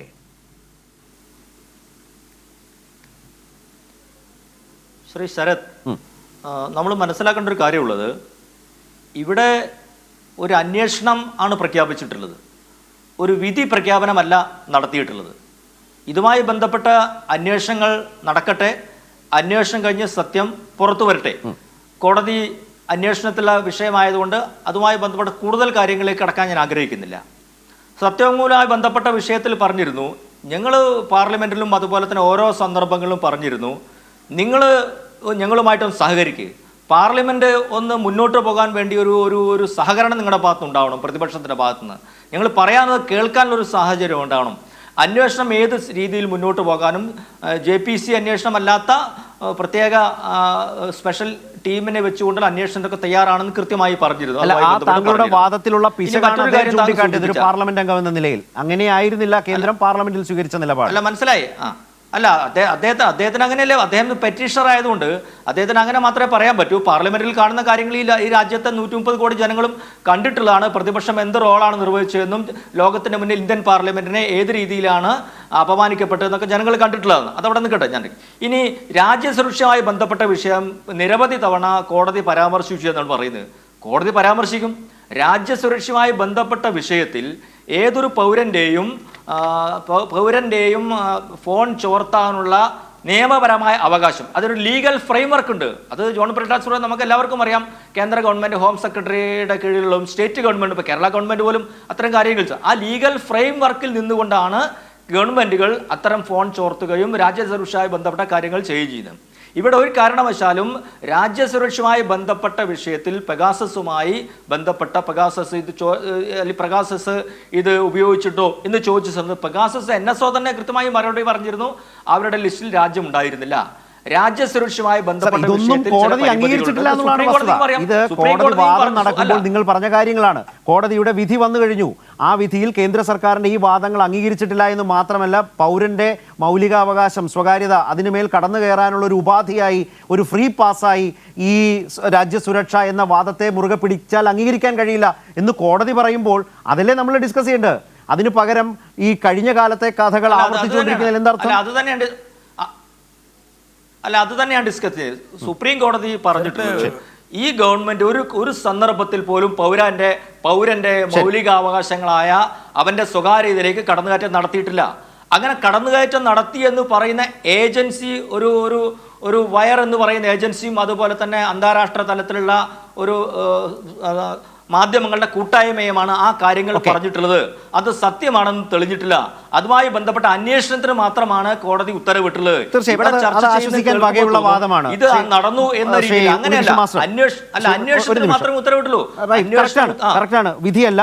അത് ആശ്വസിക്കാവുന്ന ഒരു അടുത്ത ലെവൽ ഓഫ് ആർഗ്യുമെന്റായി BJPക്ക് മുന്നോട്ട് വെക്കാവുന്നതാണ്. ഈ ഘട്ടത്തിൽ ഏറ്റവും അനുപമമായ ഒരു വാദവുമാണ്. ഞാൻ ശ്രീ ജോൺ ബ്രിട്ടാസ് ഞങ്ങൾക്ക് അനുവദിച്ച അരമണിക്കൂർ സമയം അവസാനിക്കുന്നു എന്നുള്ളത് കൊണ്ടാണ് അദ്ദേഹത്തിലേക്ക് ഒരിക്കൽ കൂടി പോവുകയാണ്. ഇന്നിപ്പോൾ സുബ്രഹ്മണ്യ സ്വാമിയൊക്കെ പറഞ്ഞത് മോദി സർക്കാരിൻ്റെ വാട്ടർ ഗേറ്റായി ഇത് മാറുമോ എന്ന ആലോചനകൾ, തിരിച്ചടികളുടെ തുടക്കമായി ഇത് കാണണമോ, വിദേശ വിദഗ്ധർ കൂടി ഇതിൽ വരേണ്ടതുണ്ടോ? CPIM അത്തരം ചില വാദങ്ങൾ മുന്നോട്ട് വെക്കുന്നതായ ചില വിവരങ്ങൾ വന്നിട്ടുണ്ട്. തിരിച്ചടികളുടെ ഒരു തുടക്കം എന്ന് പറയുന്ന ഒരു വലിയ ആശങ്ക ഇക്കാര്യത്തിൽ മോദി സർക്കാരിന് വരാനിടയുണ്ടോ ഈ സുപ്രീം കോടതി വിധി അവർ വിശകലനം ചെയ്യുമ്പോൾ? ശരത്ത്, ഇത് സുപ്രീം കോടതി കൃത്യമായി പറഞ്ഞിട്ടുണ്ട്, ഈ കമ്മിറ്റിക്ക് ആരെ വേണമെങ്കിലും വിളിച്ചു വരുത്താം, എവിടെ നിന്ന് വേണമെങ്കിലും തെളിവെടുക്കാമെന്നുള്ളത്. അതുകൊണ്ട് തന്നെ ഇതിൻ്റെ വ്യാപ്തി വളരെ വലുതായിരിക്കും. രണ്ടാമത്തെ കാര്യം, എൻ്റെ സ്നേഹിതൻ പറഞ്ഞത് ചില കാര്യങ്ങൾ വസ്തുതാവിരുദ്ധമാണ്. അതായത് ഈ ഒരു വിഷയത്തിന് യാതൊരു പ്രസക്തിയുമില്ല എന്നാണ് സുപ്രീം കോടതി പാർലമെൻറ്റിലെടുത്ത നിലപാട്. അന്വേഷണം പോയിട്ട് ഇതിന് പ്രസക്തി ഉണ്ടെന്ന് പോലും പറഞ്ഞിട്ടില്ല. ഇത് യാതൊരു വിധത്തിൽ പ്രസക്തി ഇല്ലാത്തൊരു വിഷയമാണ്, വെറുതെ സമയം കളയരുത് എന്നാണ് പറഞ്ഞത്. ഇപ്പോൾ പറയുന്നു ഞങ്ങൾ എന്തിനും തയ്യാറായിരുന്നു, JPC ഒഴിച്ച് ബാക്കി എന്തിനും തയ്യാറായെന്നുള്ളതാണ്. ഇനി ഈ വിധിനായത്തിൻ്റെ ഓരോ പേജും പരിശോധിക്കുക. ഇപ്പം ഞാൻ വെറുതെ സാമ്പിളായിട്ട് നോക്കുക. അതായത് ഈ പറഞ്ഞ പോലെ 34ാമത്തെ പേജിൽ സുപ്രീം കോടതി പറയുകയാണ്, there has been there has only been an omnibus and vague denial in the limited affidavit. എന്ന് പറഞ്ഞാൽ വൃതാവിലും വളരെ അവ്യക്തമായിട്ടുള്ള ഡിനയൽ മാത്രമാണ്. യാതൊരു ഉറച്ച നിലപാടും കേന്ദ്രത്തിൻ്റെ ഭാഗത്തുനിന്നുണ്ടായിട്ടില്ല. 2, there is thus a broad consensus that unauthorized surveillance ഒരിക്കലും പാടില്ല. അത് നാഷണൽ സെക്യൂരിറ്റിയുടെ പേരിലാണെങ്കിലും പാടില്ല. അതുപോലെ തന്നെ ഈ പറഞ്ഞ ബഗ്ബിയർ, അതായത് ഈ ദേശീയ സെക്യൂരിറ്റി എന്നുള്ള ഒരു സാധനം കാണിച്ച് കോടതിയെ ഭയപ്പെടുത്താമെന്നും ആരും ധരിക്കരുത്. ഇതൊക്കെ ഈ പറഞ്ഞ വിധിന്യായത്തിലുള്ള കാര്യങ്ങളാണ്. ഇത്രയും കാര്യങ്ങൾ സുപ്രീം കോടതി ഈ വിധിന്യായത്തിൽ ഉൾപ്പെടുത്തുമ്പോൾ ഇത് ഞങ്ങളുടെ ആവശ്യമാണ് കോടതി അംഗീകരിച്ചതെന്ന് എൻ്റെ സ്നേഹിതൻ ഉണ്ണികൃഷ്ണൻ മാസ്റ്റർ പറയുന്നുണ്ടെങ്കിൽ അത് ഉണ്ണികൃഷ്ണൻ മാസ്റ്റർ സമർത്ഥനായിട്ടുള്ളൊരു പാർട്ടി വക്താവായതുകൊണ്ടാണ്. അദ്ദേഹത്തിന് ശോഭനമായ ഭാവി BJP-യിൽ ഉണ്ടായിരിക്കുമെന്ന് ഞാൻ പ്രതീക്ഷിക്കുന്നു. ഏതായാലും അദ്ദേഹത്തിന് കൊടുത്ത കോംപ്ലിമെൻ്റ് കൊള്ളാം. ഒരൊറ്റ കാര്യം കൂടി മാത്രം സർ, അതായത് ഇപ്പോൾ ഇനി വിദേശ ശക്തികൾ ആരെങ്കിലുമാണ് ഈ സർക്കാരിൻ്റെ വാദം ഇങ്ങനെയൊക്കെ അങ്ങ് വാദത്തിന് വേണ്ടി അംഗീകരിച്ചാൽ തന്നെ വിദേശ ശക്തികൾ ആരെങ്കിലുമാണ് ഈ പെഗാസസ് ഉപയോഗിച്ച് രാജ്യത്തെ പൗരന്മാരെ ചോർത്തിയതെങ്കിൽ ഇതിനേക്കാൾ ഗൗരവമുള്ള മറ്റൊരു തലത്തിലേക്ക് ഈ അന്വേഷണ സംഘത്തിന് പോകേണ്ടി വരില്ലേ? അവിടെ അതുകൊണ്ടാണ് ഞങ്ങൾ പറഞ്ഞത് കേന്ദ്ര സർക്കാർ അല്ല നടത്തിയതെങ്കിൽ ഇതിന്റെ ഗൗരവം 10 മടങ്ങാവും. പാകിസ്ഥാനോ അല്ലെങ്കിൽ വേറെ ഏതെങ്കിലും രാജ്യമായിരിക്കാം ഒരുപക്ഷെ ഇന്ത്യക്കെതിരെ. അതിൽ പ്രധാനമന്ത്രിയുടെ ഫോണും കൂടി ചോർത്തപ്പെട്ടിട്ടില്ല എന്ന് പറയാൻ പറ്റുമോ? അതുകൊണ്ട് തന്നെ അന്വേഷണം അനിവാര്യമാണെന്നാണ് ഞങ്ങൾ പാർലമെന്റിൽ പറഞ്ഞത്. അന്ന് പാർലമെന്റിൽ ഈ അന്വേഷണം പ്രഖ്യാപിച്ചിരുന്നെങ്കിൽ ഈ ഒരു പ്രശ്നമേ പ്രതിസന്ധി ഉണ്ടാവില്ലായിരുന്നു. എന്നോട് പലരും പറഞ്ഞു ഒരു പാർലമെന്റ് അംഗമെന്ന നിലയിൽ ഇതിന് സൊല്യൂഷൻ ഉണ്ടാകേണ്ടത് പാർലമെന്റിലല്ലേ എന്ന്. പാർലമെന്റിൽ സൊല്യൂഷൻ ഉണ്ടാകില്ല എന്നുള്ള ഉറപ്പിൻ്റെ അടിസ്ഥാനത്തിലാണ് ഞങ്ങളെപ്പോലുള്ള ആൾക്കാർ സുപ്രീം കോടതിയിലേക്ക് പോയത്. അതുകൊണ്ട് തന്നെ സുപ്രീം കോടതി നടത്തിയ ഈ വിധി പ്രസ്താവത്തിന് വലിയ ഇമ്പാക്റ്റ് ഉണ്ട്, സ്വാധീനമുണ്ട്, പ്രാധാന്യമുണ്ട്. നന്ദി ശ്രീ ജോൺ ബ്രിട്ടാസ് MP. ഈ വിഷയത്തിൽ വളരെ സുപ്രധാനമായ ഒരു വിധി വന്ന പശ്ചാത്തലത്തിൽ അതിലെ ഹർജിക്കാരൻ കൂടിയായ ഒരുപക്ഷെ ഈ കേസിലെ ഏറ്റവും പ്രധാനപ്പെട്ട ആദ്യത്തെ ഹർജിക്കാരൻ എന്ന പ്രത്യേകത കൂടി അദ്ദേഹത്തിനുണ്ട്. രാജ്യസഭാംഗം എന്ന നിലയിൽ ഈ വിഷയം പാർലമെന്റിൽ ചർച്ച ചെയ്യാതെ വന്നൊരു ഘട്ടത്തിലാണ് സുപ്രീം കോടതിയെ സമീപിച്ചതും തുടർന്ന് അങ്ങോട്ട് നിരവധിയായിട്ടുള്ള മാധ്യമപ്രവർത്തകരും സാമൂഹ്യ പ്രവർത്തകരും ഒക്കെ ഈ കേസിൽ കക്ഷി ചേർന്നുകൊണ്ട് മുന്നോട്ട് പോകുന്നുണ്ട്. അവിടെയാണ് ചീഫ് ജസ്റ്റിസിൻ്റെ ബെഞ്ച് ഇന്ന് വളരെ സുപ്രധാനമായ ഒരു വിധി വന്നത്. അത് മോദി അമിത്ഷാ ഭരണത്തിൻ്റെ ഇതുവരെയുള്ള ചരിത്രത്തിലെ ഏറ്റവും വലിയ പ്രഹരമായി തിരിച്ചടിയായി മാറുകയും ചെയ്തു എന്ന അതിൻ്റെ ഒരു രാഷ്ട്രീയമായ മാനവും ആണ് നമ്മളിപ്പോൾ ചർച്ച ചെയ്തു വരുന്നത്. ഒരു ചെറിയ ഇടവേളയ്ക്ക് ശേഷം അതിഥികളിലേക്ക് മടങ്ങി വരാം. ഇപ്പോൾ ശ്രീ ജോൺ ബ്രിട്ടാസ് ഇതിലെ ഹർജിക്കാരൻ എന്ന നിലയിലാണ് അദ്ദേഹം ഇത്രയും നേരം പങ്കെടുത്തത്. ഇനി വളരെ സുപ്രധാനമായിട്ടുള്ള മറ്റൊരു വ്യക്തി കൂടി, മുതിർന്ന മാധ്യമപ്രവർത്തകൻ ശ്രീ ശശികുമാറിനെ, ഇതേ കേസിലെ തന്നെ മറ്റൊരു ഹർജിക്കാരനാണ്. അദ്ദേഹത്തെ പ്രതീക്ഷിക്കുന്നു. അദ്ദേഹവും ഈ ചർച്ചയിലേക്ക് 8:30 ശേഷം എത്താമെന്ന് അറിയിച്ചിരുന്നു. BJP വക്താവ് ശ്രീ ഉണ്ണികൃഷ്ണൻ മാസ്റ്ററിലേക്കും അഡ്വക്കേറ്റ് നിഖിലിലേക്കും മടങ്ങി വരാം. ചെറിയൊരു ഇടവേള.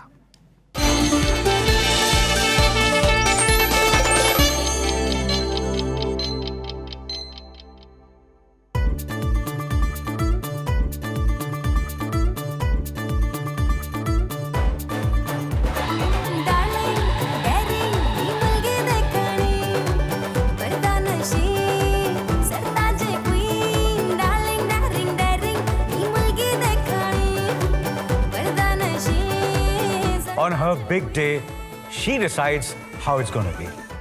Get ready to make way for the brides of India. With Malabar Gold and Diamonds. P for V for F for fibre ടെക്നോളജിയുള്ള ഏഷ്യൻ പെയിന്റ്സ് അൾട്ടിമ പ്രൊട്ടക്ട് വിള്ളലും പായലും പമ്പ കടക്കും.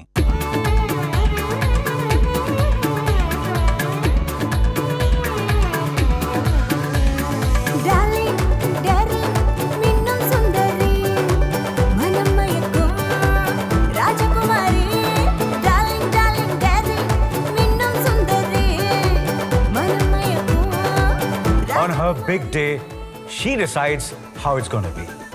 Get ready to make way for the brides of India. With Malabar Gold and Diamonds. This program brought to you by Ponkathir puttu soft ആകാൻ ഒരു glass പുട്ടുപൊടിക്ക് ഒരു glass വെള്ളം. Long term entrance coaching for school going students. Alpha Academy, Alappuzha.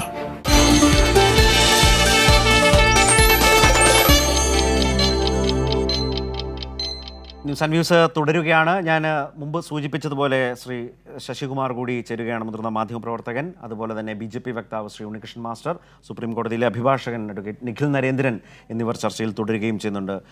Sasikumar sir, സ്വാഗതം Kairali ന്യൂസിൻ്റെ news and വ്യൂസിലേക്ക്. ഈ case കോടതിയിൽ ഒരു petitioner എന്ന നിലയിൽ വാദം കേൾക്കുന്ന സമയത്ത് ഓൺലൈനായ പെറ്റീഷൻ വാദം കേൾക്കുന്നത് നേരിട്ട് കേട്ടയാളാണ്, അതിൽ പ്രസൻ്റായ ആളാണ്, വാദം കേട്ടയാളാണ്. അന്ന് ചീഫ് ജസ്റ്റിസ് മുന്നോട്ട് വെച്ച വളരെ ശക്തമായ ചില നിരീക്ഷണങ്ങൾ ഏതാണ്ട് അതേ രൂപത്തിൽ തന്നെ ഈ വിധിയിൽ പ്രതിഫലിച്ചിട്ടുണ്ടല്ലേ, പരാമർശങ്ങളായി തന്നെയും വന്നിട്ടുണ്ട് എന്നാണോ താങ്കൾക്ക് മനസ്സിലാവുന്നത്? വാദം കേട്ടപ്പോൾ മനസ്സിലാക്കിയതും ഈ ജഡ്ജ്മെന്റ് വായിച്ചപ്പോഴും? വാദം കേട്ടപ്പോൾ ഇത്ര കൃത്യമായ, ഇത്ര വളരെ ഒരു ഹിസ്റ്റോറിക് ഇന്ററിം ഓർഡർ ആയിരിക്കുമെന്നുള്ള എന്നെനിക്ക് തോന്നിയില്ലായിരുന്നു. കാരണം ഇതൊക്കെ നമ്മുടെ പ്രതീക്ഷയെക്കാട്ടിലൊക്കെ മുന്നോട്ട് വരുന്ന ഒരു ഓർഡറാണ്. വാദത്തിൽ സത്യം പറഞ്ഞാൽ ആദ്യം ചീഫ് ജസ്റ്റിസ് സൂചിപ്പിച്ചത് നമ്മൾ പെറ്റീഷണേഴ്സിന്റെ ചില പെറ്റീഷൻസിൽ ഒരുപാട് പത്രത്തിൽ വന്ന വാർത്തകളാണ് വന്നിരിക്കുന്നത്, അത് മാത്രം പോരല്ലോ, പിന്നെ അഡീഷണൽ എഫിഡവിറ്റ്സ് ഒക്കെ കണ്ടപ്പോഴാണ് ഇതിന്റെ ഒരു സീരിയസ്നെസ് പോലും അങ്ങനെ ഹിയറിംഗിൽ വന്നു തുടങ്ങിയതാണ് എനിക്ക് തോന്നുന്നത്. പക്ഷെ ഇപ്പോൾ അവസാനം ഈ ഇന്ററിം ഓർഡർ കാണുമ്പോൾ ഇത് വളരെ ഒരു ഹിസ്റ്റോറിക് ഓർഡർ തന്നെയാണ്. ഇന്ററിം ഓർഡർ ആണെങ്കിൽ പോലും, കാരണം കമ്മിറ്റി ഇത് അന്വേഷിച്ച് ഒരു നിരീക്ഷണത്തിലെത്തിയാലാണ് അതിന്റെ ശരിക്കുള്ള ഒരു രൂപം നമുക്ക് മനസ്സിലാവുള്ളൂ. പക്ഷെ മാത്രമല്ല ഈ ഓർഡറിൽ മറ്റേ ചീഫ് ജസ്റ്റിസ് ഇന്ന് കാലത്ത് സംസാരിച്ചപ്പോൾ തന്നെ അദ്ദേഹം തുടങ്ങുന്നത് തന്നെ ജോർജ് ഓർവെലിനെ കോട്ട് ചെയ്തിട്ടാണ്. അതും if you want to keep a secret you must also hide it from yourself എന്നാണ് അദ്ദേഹം ആദ്യം തുടക്കം തന്നെ പറയുന്നത്. അതായത് നിങ്ങൾക്കൊരു രഹസ്യം സൂക്ഷിക്കണമെങ്കിൽ അത് നിങ്ങളിൽ നിന്ന് തന്നെ അത് സൂക്ഷിക്കണം, ഒളിച്ചു വെക്കണം എന്നാണ് പറയുന്നത്. അതായിരുന്നു ജോർജ് ഓർവെൽ എന്ന് പറയുന്ന ആ നോവലിന്റെ ഒരു സാരം. അത് ഒരു സ്വേച്ഛാധിപതി ആ ഒരു സാഹചര്യത്തിൽ എല്ലാവരുടെയും സ്വകാര്യത ഒരു സ്റ്റേറ്റിന് അല്ലെങ്കിൽ ആക്രമിക്കാമെന്നുള്ള നിലപാട്, പരസ്പരം അങ്ങോട്ടും ഇങ്ങോട്ടും സർവേലൻസ് നടക്കുന്ന ഒരു നിലപാട്, അങ്ങനെ ഒരു സൊസൈറ്റിയെ പറ്റിയായിരുന്നു ആ നോവൽ. അപ്പോൾ തന്നെ നമുക്ക് അതിന്റെ ഒരു സൂചന കിട്ടിയിരുന്നു. കാരണം എങ്ങനെയാണെങ്കിൽ അതേ രീതിയിലാണ് തുടരുന്നെങ്കിൽ ഇത് വലിയൊരു ഹിസ്റ്റോറിക് ജഡ്ജ്മെന്റ് ആയിരിക്കുമെന്ന് എനിക്ക് അപ്പോൾ തന്നെ തോന്നി. അതുപോലെ തന്നെ അത് വരികയും ചെയ്തു. ഇതിൽ പല ജഡ്ജ്മെന്റ്സും കോട്ട് ചെയ്തിട്ടുണ്ട്. Kesavananda Bharati case, Puttanna case. ഒരു പൗരന്റെ മൗലിക അവകാശങ്ങൾ, പത്രസ്വാതന്ത്ര്യം, ജനാധിപത്യത്തിന്റെ തൂണുകളായ fundamental rights, article 14, article 21, right to privacy, സ്വകാര്യത നമുക്ക് എല്ലാവർക്കും ഉള്ള, അതായത് ആർട്ടിക്കിൾ 14 നമ്മുടെ റൈറ്റ് ടു ലൈഫ് ആൻഡ് ലിബർട്ടിയുടെ ഭാഗമായിട്ട് തന്നെ റൈറ്റ് ടു പ്രൈവസി പുട്ടണ്ണ കേസിലൊക്കെ വിധിച്ച പോലെ അതിനെ പറ്റിയൊക്കെ അതൊക്കെ വളരെ എടുത്ത് ഗംഭീരമായിട്ട് പറഞ്ഞിട്ട് സ്റ്റേറ്റിന് ചില ഘട്ടങ്ങളിൽ മറ്റേ നാഷണൽ സെക്യൂരിറ്റിയുടെ കാരണവശാൽ സർവൈലൻസിനുള്ള അധികാരം ഉണ്ടെങ്കിൽ പോലും അതിന് കൃത്യമായ ചില റൂൾസും റെഗുലേഷൻസും ഉണ്ട്, കൃത്യമായതൊരു മെത്തഡോളജി ഉണ്ട്. അതിന് പുട്ടണ്ണ കേസിൽ തന്നെ ഇതിൽ സൂചിപ്പിച്ച പോലെ, ഈ ഓർഡറിൽ സൂചിപ്പിച്ച പോലെ 2 or 3 കാരണങ്ങൾ വേണം അതിന്. ഒന്ന്, അത് ലീഗലായിരിക്കണം, ചെയ്യുന്നത് ലീഗലായിരിക്കണം, അതിന് എവിഡൻസ് ബേസ്ഡ് ആയിരിക്കണം. ലീഗൽ എവിഡൻസ് ബേസ്ഡ് ആയിരിക്കണം. ഊഹാപോഹങ്ങളുണ്ട്, എനിക്ക് ഒരാളുടെ ഫോൺ കയറി അത് കവർന്ന് അതിന്റെ കാര്യങ്ങളൊന്നും മനസ്സിലാക്കാൻ പാടില്ല. രണ്ടാമത്, അതിന് ഒരു നീഡ് ഉണ്ടായിരിക്കണം, ആവശ്യമുണ്ടായിരിക്കണം. അല്ലാതെ ഇതൊരു എന്റെ പൊളിറ്റിക്കൽ ഒപ്പോണന്റ് ആണ്, അല്ലെങ്കിൽ ഇങ്ങനെ പറ്റി എനിക്ക് സംശയമുണ്ട്, അങ്ങനെയല്ലാതെ കൃത്യമായ ആവശ്യം, അതും ഡെമോൺസ്ട്രബിൾ ആവശ്യമായിരിക്കും. മൂന്നാമത്, പ്രൊപ്പോർഷനാലിറ്റി. അത് ചെയ്യുന്നതിന്റെ ഇപ്പൊ ഇതിൽ നമ്മൾ കണ്ടിട്ടുള്ള ഒരു കോടതിയിൽ, സുപ്രീം കോടതിയിൽ ഒരു പ്രവർത്തിച്ച ഒരു സ്ത്രീയുടെ ഫോൺ ഇൻഫെക്ട് ചെയ്തിട്ടുണ്ട് എന്നാണ് നമ്മൾ മനസ്സിലാക്കുന്നത്. അതിപ്പോ കമ്മിറ്റിയിൽ അത് തീർച്ചയായിട്ടും അതൊക്കെ പുറത്തു വരും. എന്തിനാണ് അത് ചെയ്തതെന്ന് മനസ്സിലാക്കുന്നില്ല. ഒരു പ്രൊപ്പോർഷനാലിറ്റി വേണം. ഇതെല്ലാം ലംഘിച്ചിട്ട് ഇത് സംഭവിച്ചു എന്നുള്ളതാണ് നമ്മൾ അതിൽ സൂചന വരുന്നത്. അപ്പോൾ പലതലത്തിലും ഈ ഓർഡർ വളരെ ഹിസ്റ്റോറിക് ആണ്. ഇതിൽ നമ്മുടെ ഈ അവകാശങ്ങൾ, നമ്മുടെ ഈ റൈറ്റ്സ് ഒക്കെ തീർച്ചയായിട്ടും സുപ്രീം കോടതി has held it very high, has safeguarded it.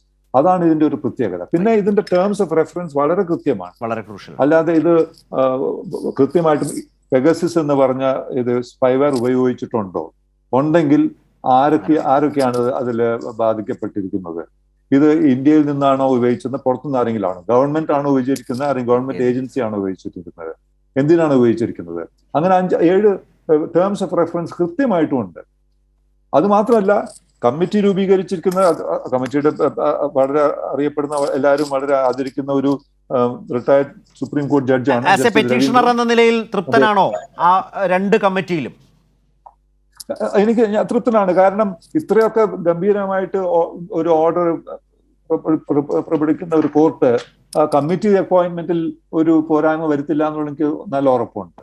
മാത്രമല്ല ഈ കമ്മിറ്റി സാധാരണ നമ്മൾ പറയാറുണ്ട്, എല്ലാവർക്കും ആശങ്കയുണ്ട്, ഇങ്ങനെ വരുമ്പോൾ കോടതിയിൽ അവസാനം ഒരു കമ്മിറ്റി രൂപീകരിക്കും, ആ കമ്മിറ്റി ഏൽപ്പിക്കും. കമ്മിറ്റി നമ്മൾ തമാശയ്ക്ക് പറയും ഡെത്ത് ബൈ കമ്മിറ്റി എന്ന് പറയും. കമ്മിറ്റി ഏൽപ്പിച്ചാൽ പിന്നെ അതങ്ങനെ അവിടെ നിർത്തും, അതെങ്ങനെ നടന്നുകൊണ്ട് പോകും. പക്ഷെ ഇതങ്ങനെയല്ല.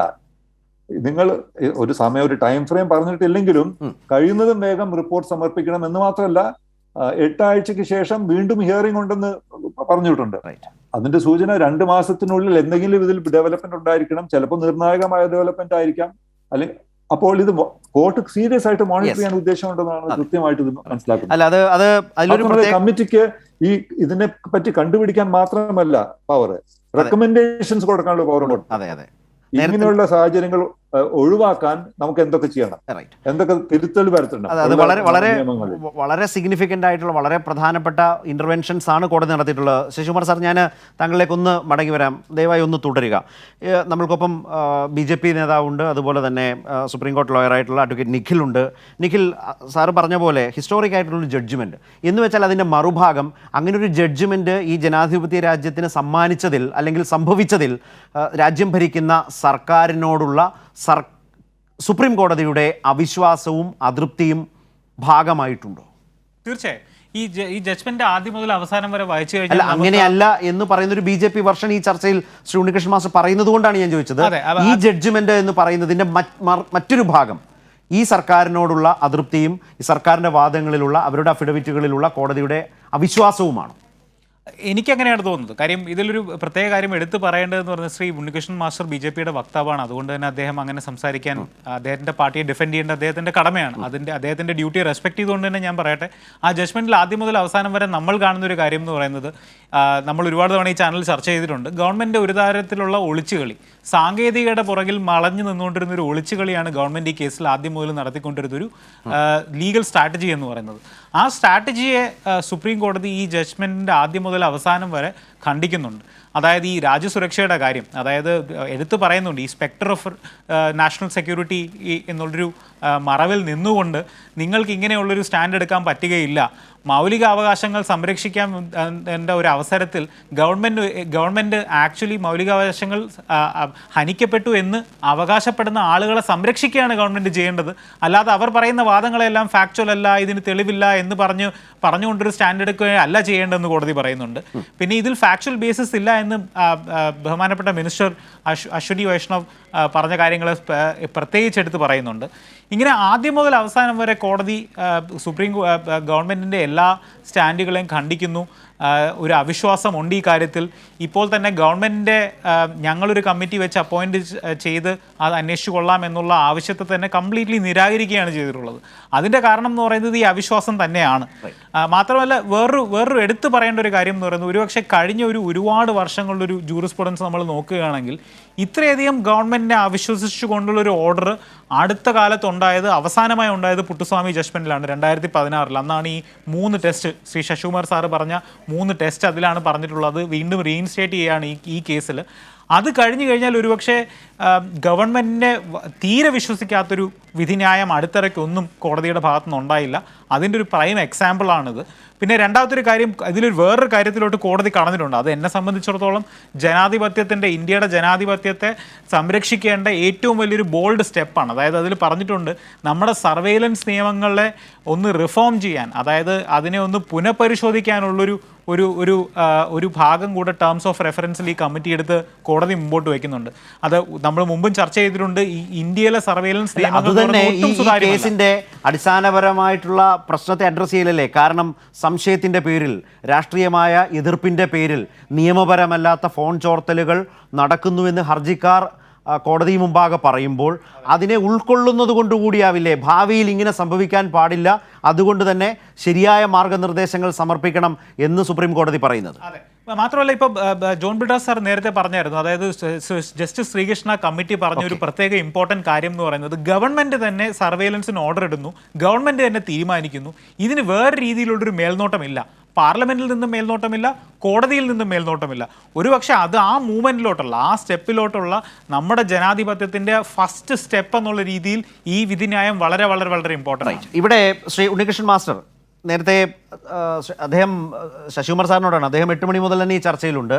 അദ്ദേഹം പറഞ്ഞത് ഈ ജഡ്ജ്മെൻറ്റ് സർക്കാരിനോ BJPക്കോ എതിരല്ല എന്ന് പറഞ്ഞുകൊണ്ടുള്ളൊരു നിലപാട് സ്വീകരിച്ചു. അപ്പോൾ ശ്രീ ജോൺ ബ്രിട്ടാസ് MP മറ്റൊരു പെറ്റീഷണർ ആയിട്ട് ഈ ചർച്ചയിൽ ആ അരമണിക്കൂറിൽ പങ്കെടുത്തപ്പോൾ പറഞ്ഞത് അത് വളരെ സ്വാഗതാർഹമാണ്, കാരണം ഈ ജഡ്ജ്മെൻറ്റിനൊപ്പം നിൽക്കുന്നു എന്ന് പറയുമ്പോൾ ശ്രീ ഉണ്ണികൃഷ്ണൻ മാസ്റ്റർ ഇപ്പോൾ പറഞ്ഞ ഇന്ത്യൻ ജനാധിപത്യത്തിന് വേണ്ടി അതിനെ മെച്ചപ്പെടുത്താൻ ഒരു നിർദ്ദേശം മുന്നോട്ട് വെക്കുമ്പോൾ BJP ആ നിലയിൽ ഇതിനെ സ്വാഗതം ചെയ്യുന്നുവെങ്കിൽ നല്ലതാണ്.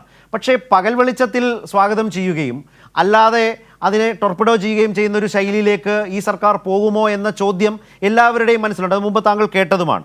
അപ്പോൾ ജനങ്ങളുടെ മുമ്പിൽ സത്യസന്ധമായി ഇനി മുന്നോട്ട് പോകേണ്ട ഒരു ഉത്തരവാദിത്വമുണ്ട്, ഇല്ലെങ്കിൽ സർക്കാർ കൂടുതൽ മോശമാകും ജനങ്ങൾക്ക് മുമ്പിൽ, കോടതിക്ക് മുമ്പിൽ. ശ്രീ ഉണ്ണികൃഷ്ണൻ മാസ്റ്റർ. ശ്രീ ശരത്, ഇവിടെ നമ്മൾ മനസ്സിലാക്കേണ്ട ഒരു കാര്യമുണ്ട്. നിലവിലുള്ള കേന്ദ്ര ഗവൺമെൻറ് സർക്കാരിൽ വിശ്വാസം അർപ്പിക്കുകയാണ് ചെയ്തിട്ടുള്ളത്, അവിശ്വാസം രേഖപ്പെടുത്തുക അല്ല ചെയ്തിട്ടുള്ളത്. അതുകൊണ്ടാണ് കേന്ദ്ര ഗവൺമെൻറ് കോടതിയോട് പറഞ്ഞിരുന്നു, പാർലമെന്റിലും പറഞ്ഞിരുന്നു, വിദഗ്ധ സമിതിയെ വെക്കാം, ഞങ്ങളത് സ്വീകാര്യമാണ്. ആ സ്റ്റാൻഡ് കോടതി അംഗീകരിച്ചിരിക്കും. അതുകൊണ്ട് അവിശ്വാസമല്ല, വിശ്വാസമാണ് രേഖപ്പെടുത്തിയെന്നാണ് ആദ്യമായിട്ട് സൂചിപ്പിക്കാനുള്ളത്.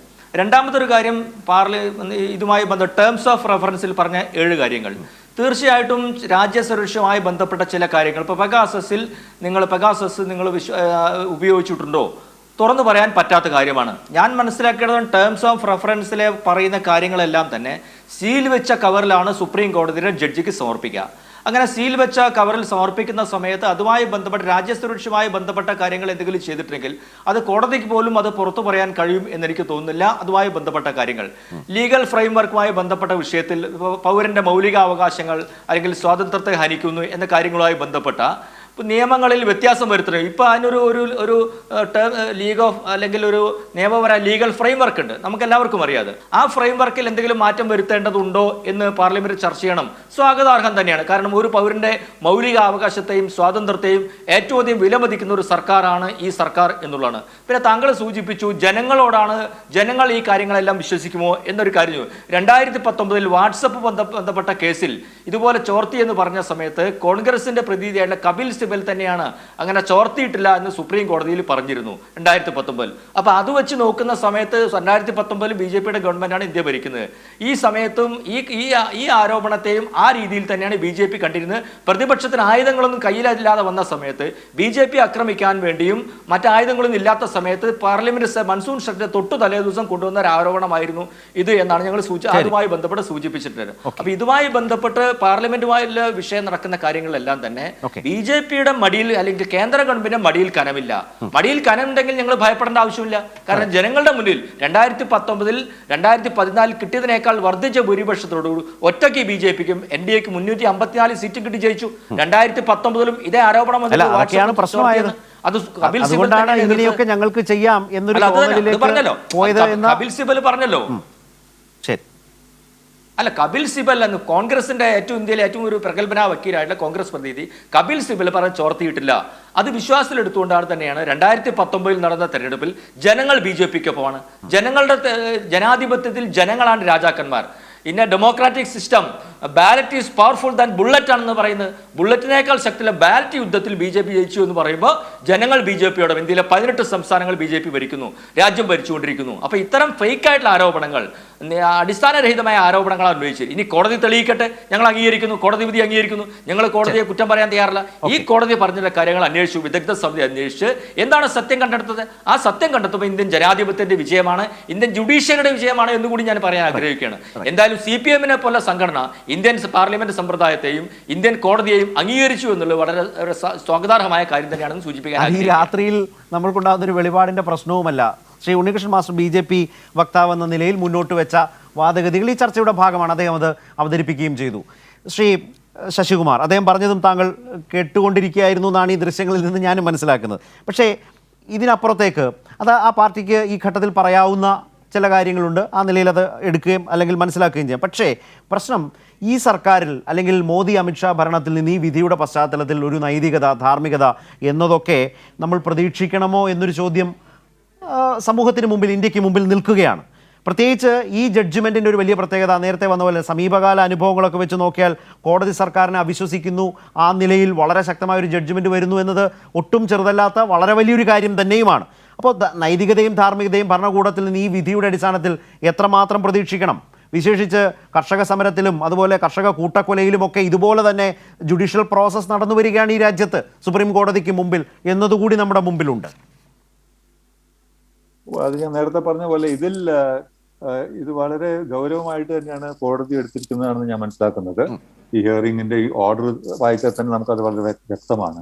പിന്നെ ഇദ്ദേഹം എൻ്റെ മറ്റേ BJP സുഹൃത്ത് പറഞ്ഞ പോലെ ഇത് ഗവൺമെന്റിന്റെ പൊസിഷൻ അതായിരുന്നില്ല. ഗവൺമെന്റിന്റെ സോളിസിറ്റർ ജനറൽ കോടതിയിൽ പറഞ്ഞത് ഞങ്ങൾ തന്നെ ഒരു കമ്മിറ്റി രൂപീകരിക്കാം, ഗവൺമെന്റ് ഒരു കമ്മിറ്റി രൂപീകരിക്കാം, ആ കമ്മിറ്റിയുടെ കണ്ടുപിടുത്തൽ കോടതി ഏൽപ്പിക്കാമെന്നായിരുന്നു.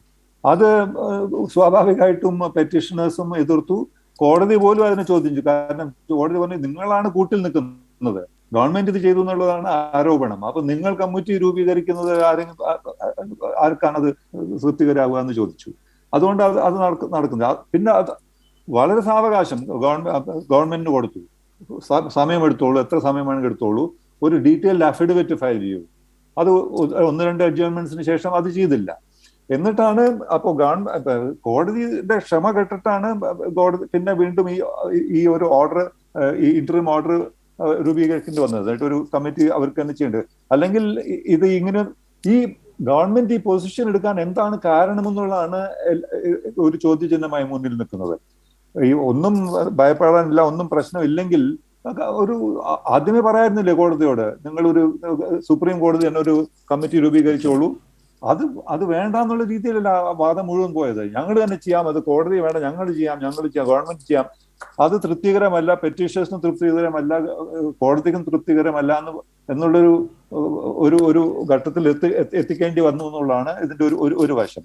രണ്ടാമത് വാട്സാപ്പ് കേസിൽ ചോർച്ച നടന്നിട്ടില്ല എന്ന് കപിൽ സിബൽ പറഞ്ഞിട്ടുണ്ടോന്ന് എനിക്ക് സംശയമുണ്ട്. കാരണം അദ്ദേഹം വാട്സാപ്പിന്റെ അന്ന് ലോയർ ആയിരുന്നു, ലീഗൽ റെപ്രസെന്റേറ്റീവ് ആയിരുന്നു അന്ന്. അദ്ദേഹമാണ് അത് വാദിച്ചത് ആ സമയത്ത്, ആദ്യത്തെ ഈ പറഞ്ഞ ചോർച്ച വന്നപ്പോൾ. അപ്പോൾ അതിന്റെ വസ്തുതയെ പറ്റി എനിക്ക് സംശയമുണ്ട്. പക്ഷെ അത് നമ്മൾ പറയേണ്ട കാര്യമാണ്. ഇതില് ഒട്ടാകെ എനിക്ക് തോന്നുന്നത് ഇതിന്റെ പ്രത്യേകത, ഹിസ്റ്റോറിക് ജഡ്ജ്മെന്റ് എന്ന് ഒരു ഇന്ററിം ഓർഡർ എന്ന് പറയാൻ കാരണം, ഇതിൽ ഈ ഓർഡർ ഉണ്ട്, കമ്മിറ്റി ഉണ്ട്, കമ്മിറ്റി അന്വേഷിച്ച കാര്യങ്ങൾ പറയും, അതുവരെ നമ്മൾ കാത്തു നിൽക്കണം. ഇത് BJPയും ഇത് വെൽക്കം ചെയ്യുന്നത് വളരെ നല്ല കാര്യമാണ്. കാരണം ഇത് ഏതൊരു ഇന്ത്യൻ പൗരനെ ബാധിക്കുന്ന കാര്യമാണ് ഇത്. കാരണം ഈ ലിസ്റ്റിൽ ഒരു BJP മന്ത്രിയുണ്ട്, അദ്ദേഹത്തിന്റെ ഫോണും ഇൻഫെക്ട് ചെയ്തിട്ടുണ്ടെന്ന് മനസ്സിലാക്കുന്നു. ഇതിൽ വേറെ നമുക്ക് അറിയാത്ത പലവരും ഉണ്ടായിരിക്കാം, BJPയിലുള്ളവരും ഉണ്ടായിരിക്കാം. പിന്നെ ഇത് പെഗസസ് ആണോ ചെയ്തേ ഇല്ല എന്ന് പറയുന്നതിൽ എന്താ പ്രശ്നം എനിക്ക് മനസ്സിലാവും. കാരണം ഇത് 45 കൺട്രീസിലാണ് ഈ പെഗസസ് ചെയ്തിരിക്കുന്നത്. അവിടെ എല്ലാം അന്വേഷണങ്ങൾ നടക്കുന്നുണ്ട്. അവർക്ക് രാഷ്ട്രീയ സുരക്ഷിതയില്ലേ, അവർക്ക് പ്രശ്നങ്ങളില്ലേ? ഫ്രാൻസിലെ മെക്രോൺ എന്ന് പറയുന്ന ഫ്രാൻസിന്റെ പ്രസിഡന്റിന്റെ ഫോൺ ഇൻഫെക്ട് ചെയ്തത് മൊറോക്കൻ ഇന്റലിജൻസ് ഏജൻസിയാണ്. അപ്പോൾ ഞാനൊരു ഇന്ത്യൻ പൗരൻ എന്ന നിലയിൽ എനിക്ക് അറിയേണ്ട അവകാശമില്ലേ? എന്റെ പ്രൈം മിനിസ്റ്ററുടെ ഫോൺ ആരെങ്കിലും പുറത്തുനിന്ന് ഒരു ഇന്റലിജൻസ് ഏജൻസി, KGB ആയിക്കോട്ടെ, CIA ആയിക്കോട്ടെ, മൊസാദ് ആയിക്കോട്ടെ, ഫോൺ ഇൻഫെക്ട് ചെയ്തിട്ടുണ്ടോ എന്ന് അറിയുന്നതിൽ എന്താണ് തെറ്റ്? ഇതിൽ BJP, കോൺഗ്രസ്, CPM പ്രശ്നം വരുന്നില്ല. ഏതൊരു ഇന്ത്യൻ പൗരന്റെയും പ്രശ്നമാണിത്. അത് അങ്ങനെ തന്നെ കാണുകയും വേണം. അത് കാണാതിരിക്കുന്നതിന്റെ ഒരു പ്രശ്നമാണ് ഞാൻ മനസ്സിലായി. ഗവൺമെന്റ് നിലപാട് കോടതിയിൽ വളരെ ഒരു ഷോർട്ട് സൈറ്റഡ് ആയിരുന്നു എന്നാണ് എനിക്ക് ഇപ്പോൾ തോന്നുന്നത്. അല്ല സാർ, സാഹചര്യം വരണ്ടായിരുന്നു. അങ്ങനൊരു കാഴ്ചപ്പാട് നാഷണൽ ഇഷ്യൂ ആണ്. അതെ, അങ്ങനൊരു ദേശീയ പ്രശ്നം എന്ന നിലയിൽ കേന്ദ്ര സർക്കാർ കാണാതിരിക്കുന്നത് കൊണ്ട് തന്നെ കേന്ദ്ര സർക്കാരിന് ഇക്കാര്യത്തിൽ എന്താണ് ഒളിക്കാനുള്ളത്, എന്താണ് റോൾ എന്ന ആളുകളും കോടതിയും സംശയിക്കുന്നതിന് വലിയ തോതിൽ ഇടവരുത്തിയിട്ടില്ലേ? തീർച്ചയായിട്ടും ഉണ്ട്. അപ്പോൾ നമ്മൾ മനസ്സിലാക്കേണ്ടത് ഈ പെഗസിസ് എന്ന് പറഞ്ഞ സ്പൈവെയർ ഇത് ഉത്തരവാദിത്ത ബോധം ഇല്ലാതെ ഉപയോഗിച്ചിട്ടുണ്ടോ, ഗവൺമെന്റ് അറിഞ്ഞുകൊണ്ടോ അറിഞ്ഞാതെയോ, ഏജൻസീസ് ഉപയോഗിച്ചിട്ടുണ്ടോ, ഇതിന് രാഷ്ട്രീയ ഒപ്പോണൻസിനെതിരെ ഉപയോഗിച്ചിട്ടുണ്ടോ? നമുക്കറിയാം സുപ്രീം കോടതിയിൽ ജോലി ചെയ്യുന്ന ഒരു സ്ത്രീയുടെ ഫാമിലിയുടെ ഫോണും അവരുടെ ഫോണും ഇൻഫെക്ട് ചെയ്തിട്ടുണ്ട്. എന്തിനാണ് ഇത് ചെയ്യുന്നത്? പ്രൊപ്പോർഷനാലിറ്റി എന്ന് പറഞ്ഞ പുട്ടപ്പ കേസിലുള്ള ഈ നാഷണൽ സാഹചര്യങ്ങൾ വരുന്നത് വാട്ട് ബേസിസിലാണ് അത് ചെയ്യുന്നത്? അതുകൊണ്ട് വളരെ ഉത്തരവാദപ്പെടാതെ ആരൊക്കെയോ ഇത് എങ്ങനെയൊക്കെ ഉപയോഗിച്ചിട്ടുണ്ടോ എന്നുള്ള സംശയങ്ങളുണ്ട്. അതൊക്കെയാണ് ഇപ്പൊ ഈ കമ്മിറ്റി കണ്ടുപിടിക്കേണ്ടി വരുന്നത്. അല്ലെങ്കിൽ ഇതൊരു നമുക്ക് എല്ലാവർക്കും ഒരുമിച്ച് ഇത് സ്വീകരിക്കേണ്ട ഒരു കാര്യമല്ലേ ഇങ്ങനെ ഒരു അന്വേഷണം? പെഗസിസ് നമ്മുടെ ഏജൻസി ഒന്നുമില്ല, പുറമേ ഉള്ള ഒരു ഏജൻസിയാണ്. അത് ഇസ്രയേലിലെ NSO കമ്പനിയുടെ ഒരു ഏജൻസിയാണ്. ഇത് നമ്മൾ ഉപയോഗിച്ചിട്ടുണ്ടോ ഇല്ലേ എന്ന് ചോദിക്കുന്നതിൽ ഉണ്ടെന്ന് പറഞ്ഞാലും അത് എന്താ പറയാ, നാഷണൽ സെക്യൂരിറ്റിക്ക് എതിരായിരിക്കും. ഇല്ല എന്ന് പറഞ്ഞാലും നാഷണൽ സെക്യൂരിറ്റിക്ക് എതിരായിരിക്കും. അതുകൊണ്ട് ഒന്നും പറയാൻ പറ്റില്ല എന്ന് പറഞ്ഞാൽ ഒരു കോടതിയിൽ പറയുന്നതിൽ അത് കുട്ടികളോട് പറയുന്ന പോലെ പറഞ്ഞാൽ അത് ഏത് കോടതിയും സെൽഫ് റെസ്പെക്ടിങ് കോർട്ടും അത് സ്വീകരിക്കുമോ? തീർച്ചയായും. പിന്നെ ഈ സെക്രട്ടറിയെ പറ്റി പറഞ്ഞു അദ്ദേഹം. എന്തുകൊണ്ട് ഗവൺമെന്റ് ഒരിക്കലും എന്നാൽ സീക്രട്ട് ഹിയറിംഗ്സ് നടത്തൂ, ഞങ്ങൾ അവരെ അവതരിപ്പിക്കാം എന്ന് ഒരിക്കലും ഒരു വാദം എടുത്തു പറഞ്ഞിട്ടില്ലല്ലോ സോളിസിറ്റർ ജനറലോ ഗവൺമെന്റോ. നിങ്ങൾ ഈ പബ്ലിക് ഹിയറിംഗ് ആണെങ്കിൽ ഞങ്ങൾക്ക് ഇത് പറയാൻ ബുദ്ധിമുട്ടുണ്ട്, ഇത് നാഷണൽ സെക്യൂരിറ്റി ഇഷ്യൂ ആണ്, സീക്രട്ട് ഹിയറിംഗ്സ് നടത്തിയാൽ ഞങ്ങളത് വാദിക്കാം അല്ലെങ്കിൽ ഉള്ള കാര്യങ്ങൾ പറയാം എന്നും പറഞ്ഞിട്ടില്ല. കാരണം അവർക്ക് പറയാനില്ല, അവർക്ക് അല്ലെങ്കിൽ ഇതിന്റെ ദുരുപയോഗത്തെ പറ്റി അവർക്ക് അറിയാമായിരിക്കാം എന്നൊക്കെ നമ്മൾ ഊഹാപോഹങ്ങൾ വരും സ്വാഭാവികമായിട്ടും. തീർച്ചയായും.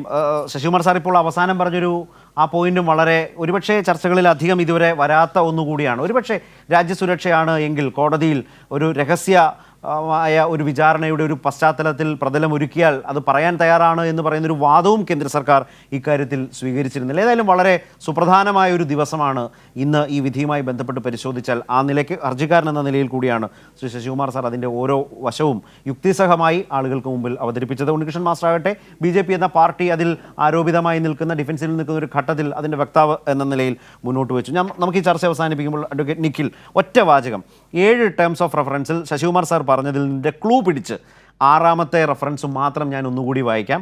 സർക്കാരിനുമപ്പുറം, സർക്കാർ ഏജൻസികൾക്കുമപ്പുറം അല്ലെങ്കിൽ ആ തരത്തിലോ അല്ലെങ്കിൽ ഏതെങ്കിലും സ്വകാര്യ വ്യക്തി ഇന്ത്യൻ പൗരന്മാർക്കെതിരെ പെഗാസസ് ഉപയോഗിച്ചിട്ടുണ്ടോ, ഉണ്ടെങ്കിൽ ഇതിന് ആ വ്യക്തിയെ അധികാരപ്പെടുത്തിയിട്ടുണ്ടോ? എനിക്ക് തോന്നുന്നു ഈ 6ാമത്തെ ക്ലോസ് അന്വേഷണം വളരെ പ്രധാനപ്പെട്ടതായിരിക്കും ഈ അന്വേഷണത്തിന് മുമ്പിൽ. തീർച്ചയായും അത് വളരെ ഇൻട്രസ്റ്റിംഗ് റെഫറൻസ് ആണ്. അതിൻ്റെ അർത്ഥം എന്ന് പറയുന്നത് സുപ്രീം കോടതിക്ക് ചില സംശയങ്ങൾ ഉണ്ടായിട്ടുണ്ട് ഈ കാര്യത്തിൽ. അതായത് ഇത് ക്വസ്റ്റ്യൻ എന്ന് പറയുന്നത് is there an extra constitutional authority, അതായത് ഭരണഘടനയുടെ മുകളിൽ നിൽക്കുന്നൊരു വ്യക്തി ഇന്ത്യയിലുണ്ടോ, അദ്ദേഹമാണോ ഈ പെഗാസസിൻ്റെ ഉപയോഗിക്കാൻ വേണ്ടി ഈ ഏജൻസീസിനെ ഓതറൈസ് ചെയ്തത് എന്നുള്ളൊരു ക്വസ്റ്റ്യൻ ആണ്. അത് വളരെ സട്ടിലായിട്ടൊരു റെഫറൻസ് ആണ് സുപ്രീം കോടതിയുടെ. അതിൽ എന്ത് വരുമെന്ന് നമുക്ക് കാത്തിരുന്ന് കാണാം. തീർച്ചയായും അതുതന്നെയാണ്. സ്വകാര്യ വ്യക്തികൾ അവരടങ്ങുന്ന സംവിധാനം ഇന്ത്യൻ പൗരന്മാർക്കെതിരെ പെഗാസസ് ഉപയോഗിച്ചിട്ടുണ്ടോ, ഉണ്ടെങ്കിൽ അതിന് ആ വ്യക്തിയെ അല്ലെങ്കിൽ ആ സംവിധാനത്തെ ചുമതലപ്പെടുത്തിയത് ആര്, അധികാരപ്പെടുത്തിയിട്ടുണ്ടോ എന്ന ചോദ്യം അടങ്ങുന്ന വലിയ വിപുലമായൊരു ചോദ്യങ്ങൾ, അതിൻ്റെ ഉത്തരം കണ്ടെത്താനുള്ള ചുമതലയാണ് 2 സമിതികളെയായി ഏൽപ്പിച്ചിട്ടുള്ളത്. വിദഗ്ധ സമിതി, മേൽനോട്ട സമിതി, ജസ്റ്റിസ് RV രവീന്ദ്രൻ്റെ നേതൃത്വത്തിൽ വരുന്ന ഒരു സംവിധാനം. വളരെ പ്രധാനപ്പെട്ട ഒരു ദിവസമാണ് ആ അർത്ഥത്തിൽ ഈ ജഡ്ജ്മെൻറ്റ് വന്ന, സുപ്രീം കോടതി വിധി വന്ന ഈ ദിവസം. വളരെയധികം നന്ദി ശ്രീ ശശികുമാർ, ശ്രീ ഉണ്ണികൃഷ്ണൻ മാസ്റ്റർ, അഡ്വക്കേറ്റ് നിഖിൽ, അതുപോലെ തന്നെ ശ്രീ ജോൺ ബ്രിട്ടാസ് MP ഞങ്ങളുമായി സഹകരിച്ചതിനും സുപ്രധാനമായി ഈ നിരീക്ഷണങ്ങൾ അവതരിപ്പിച്ചതിനും. ന്യൂസ് ആൻഡ് വ്യൂസ് അവസാനിക്കുന്നു. വളരെ ചെറിയൊരു ഇടവേളയ്ക്ക് ശേഷം 9 PM.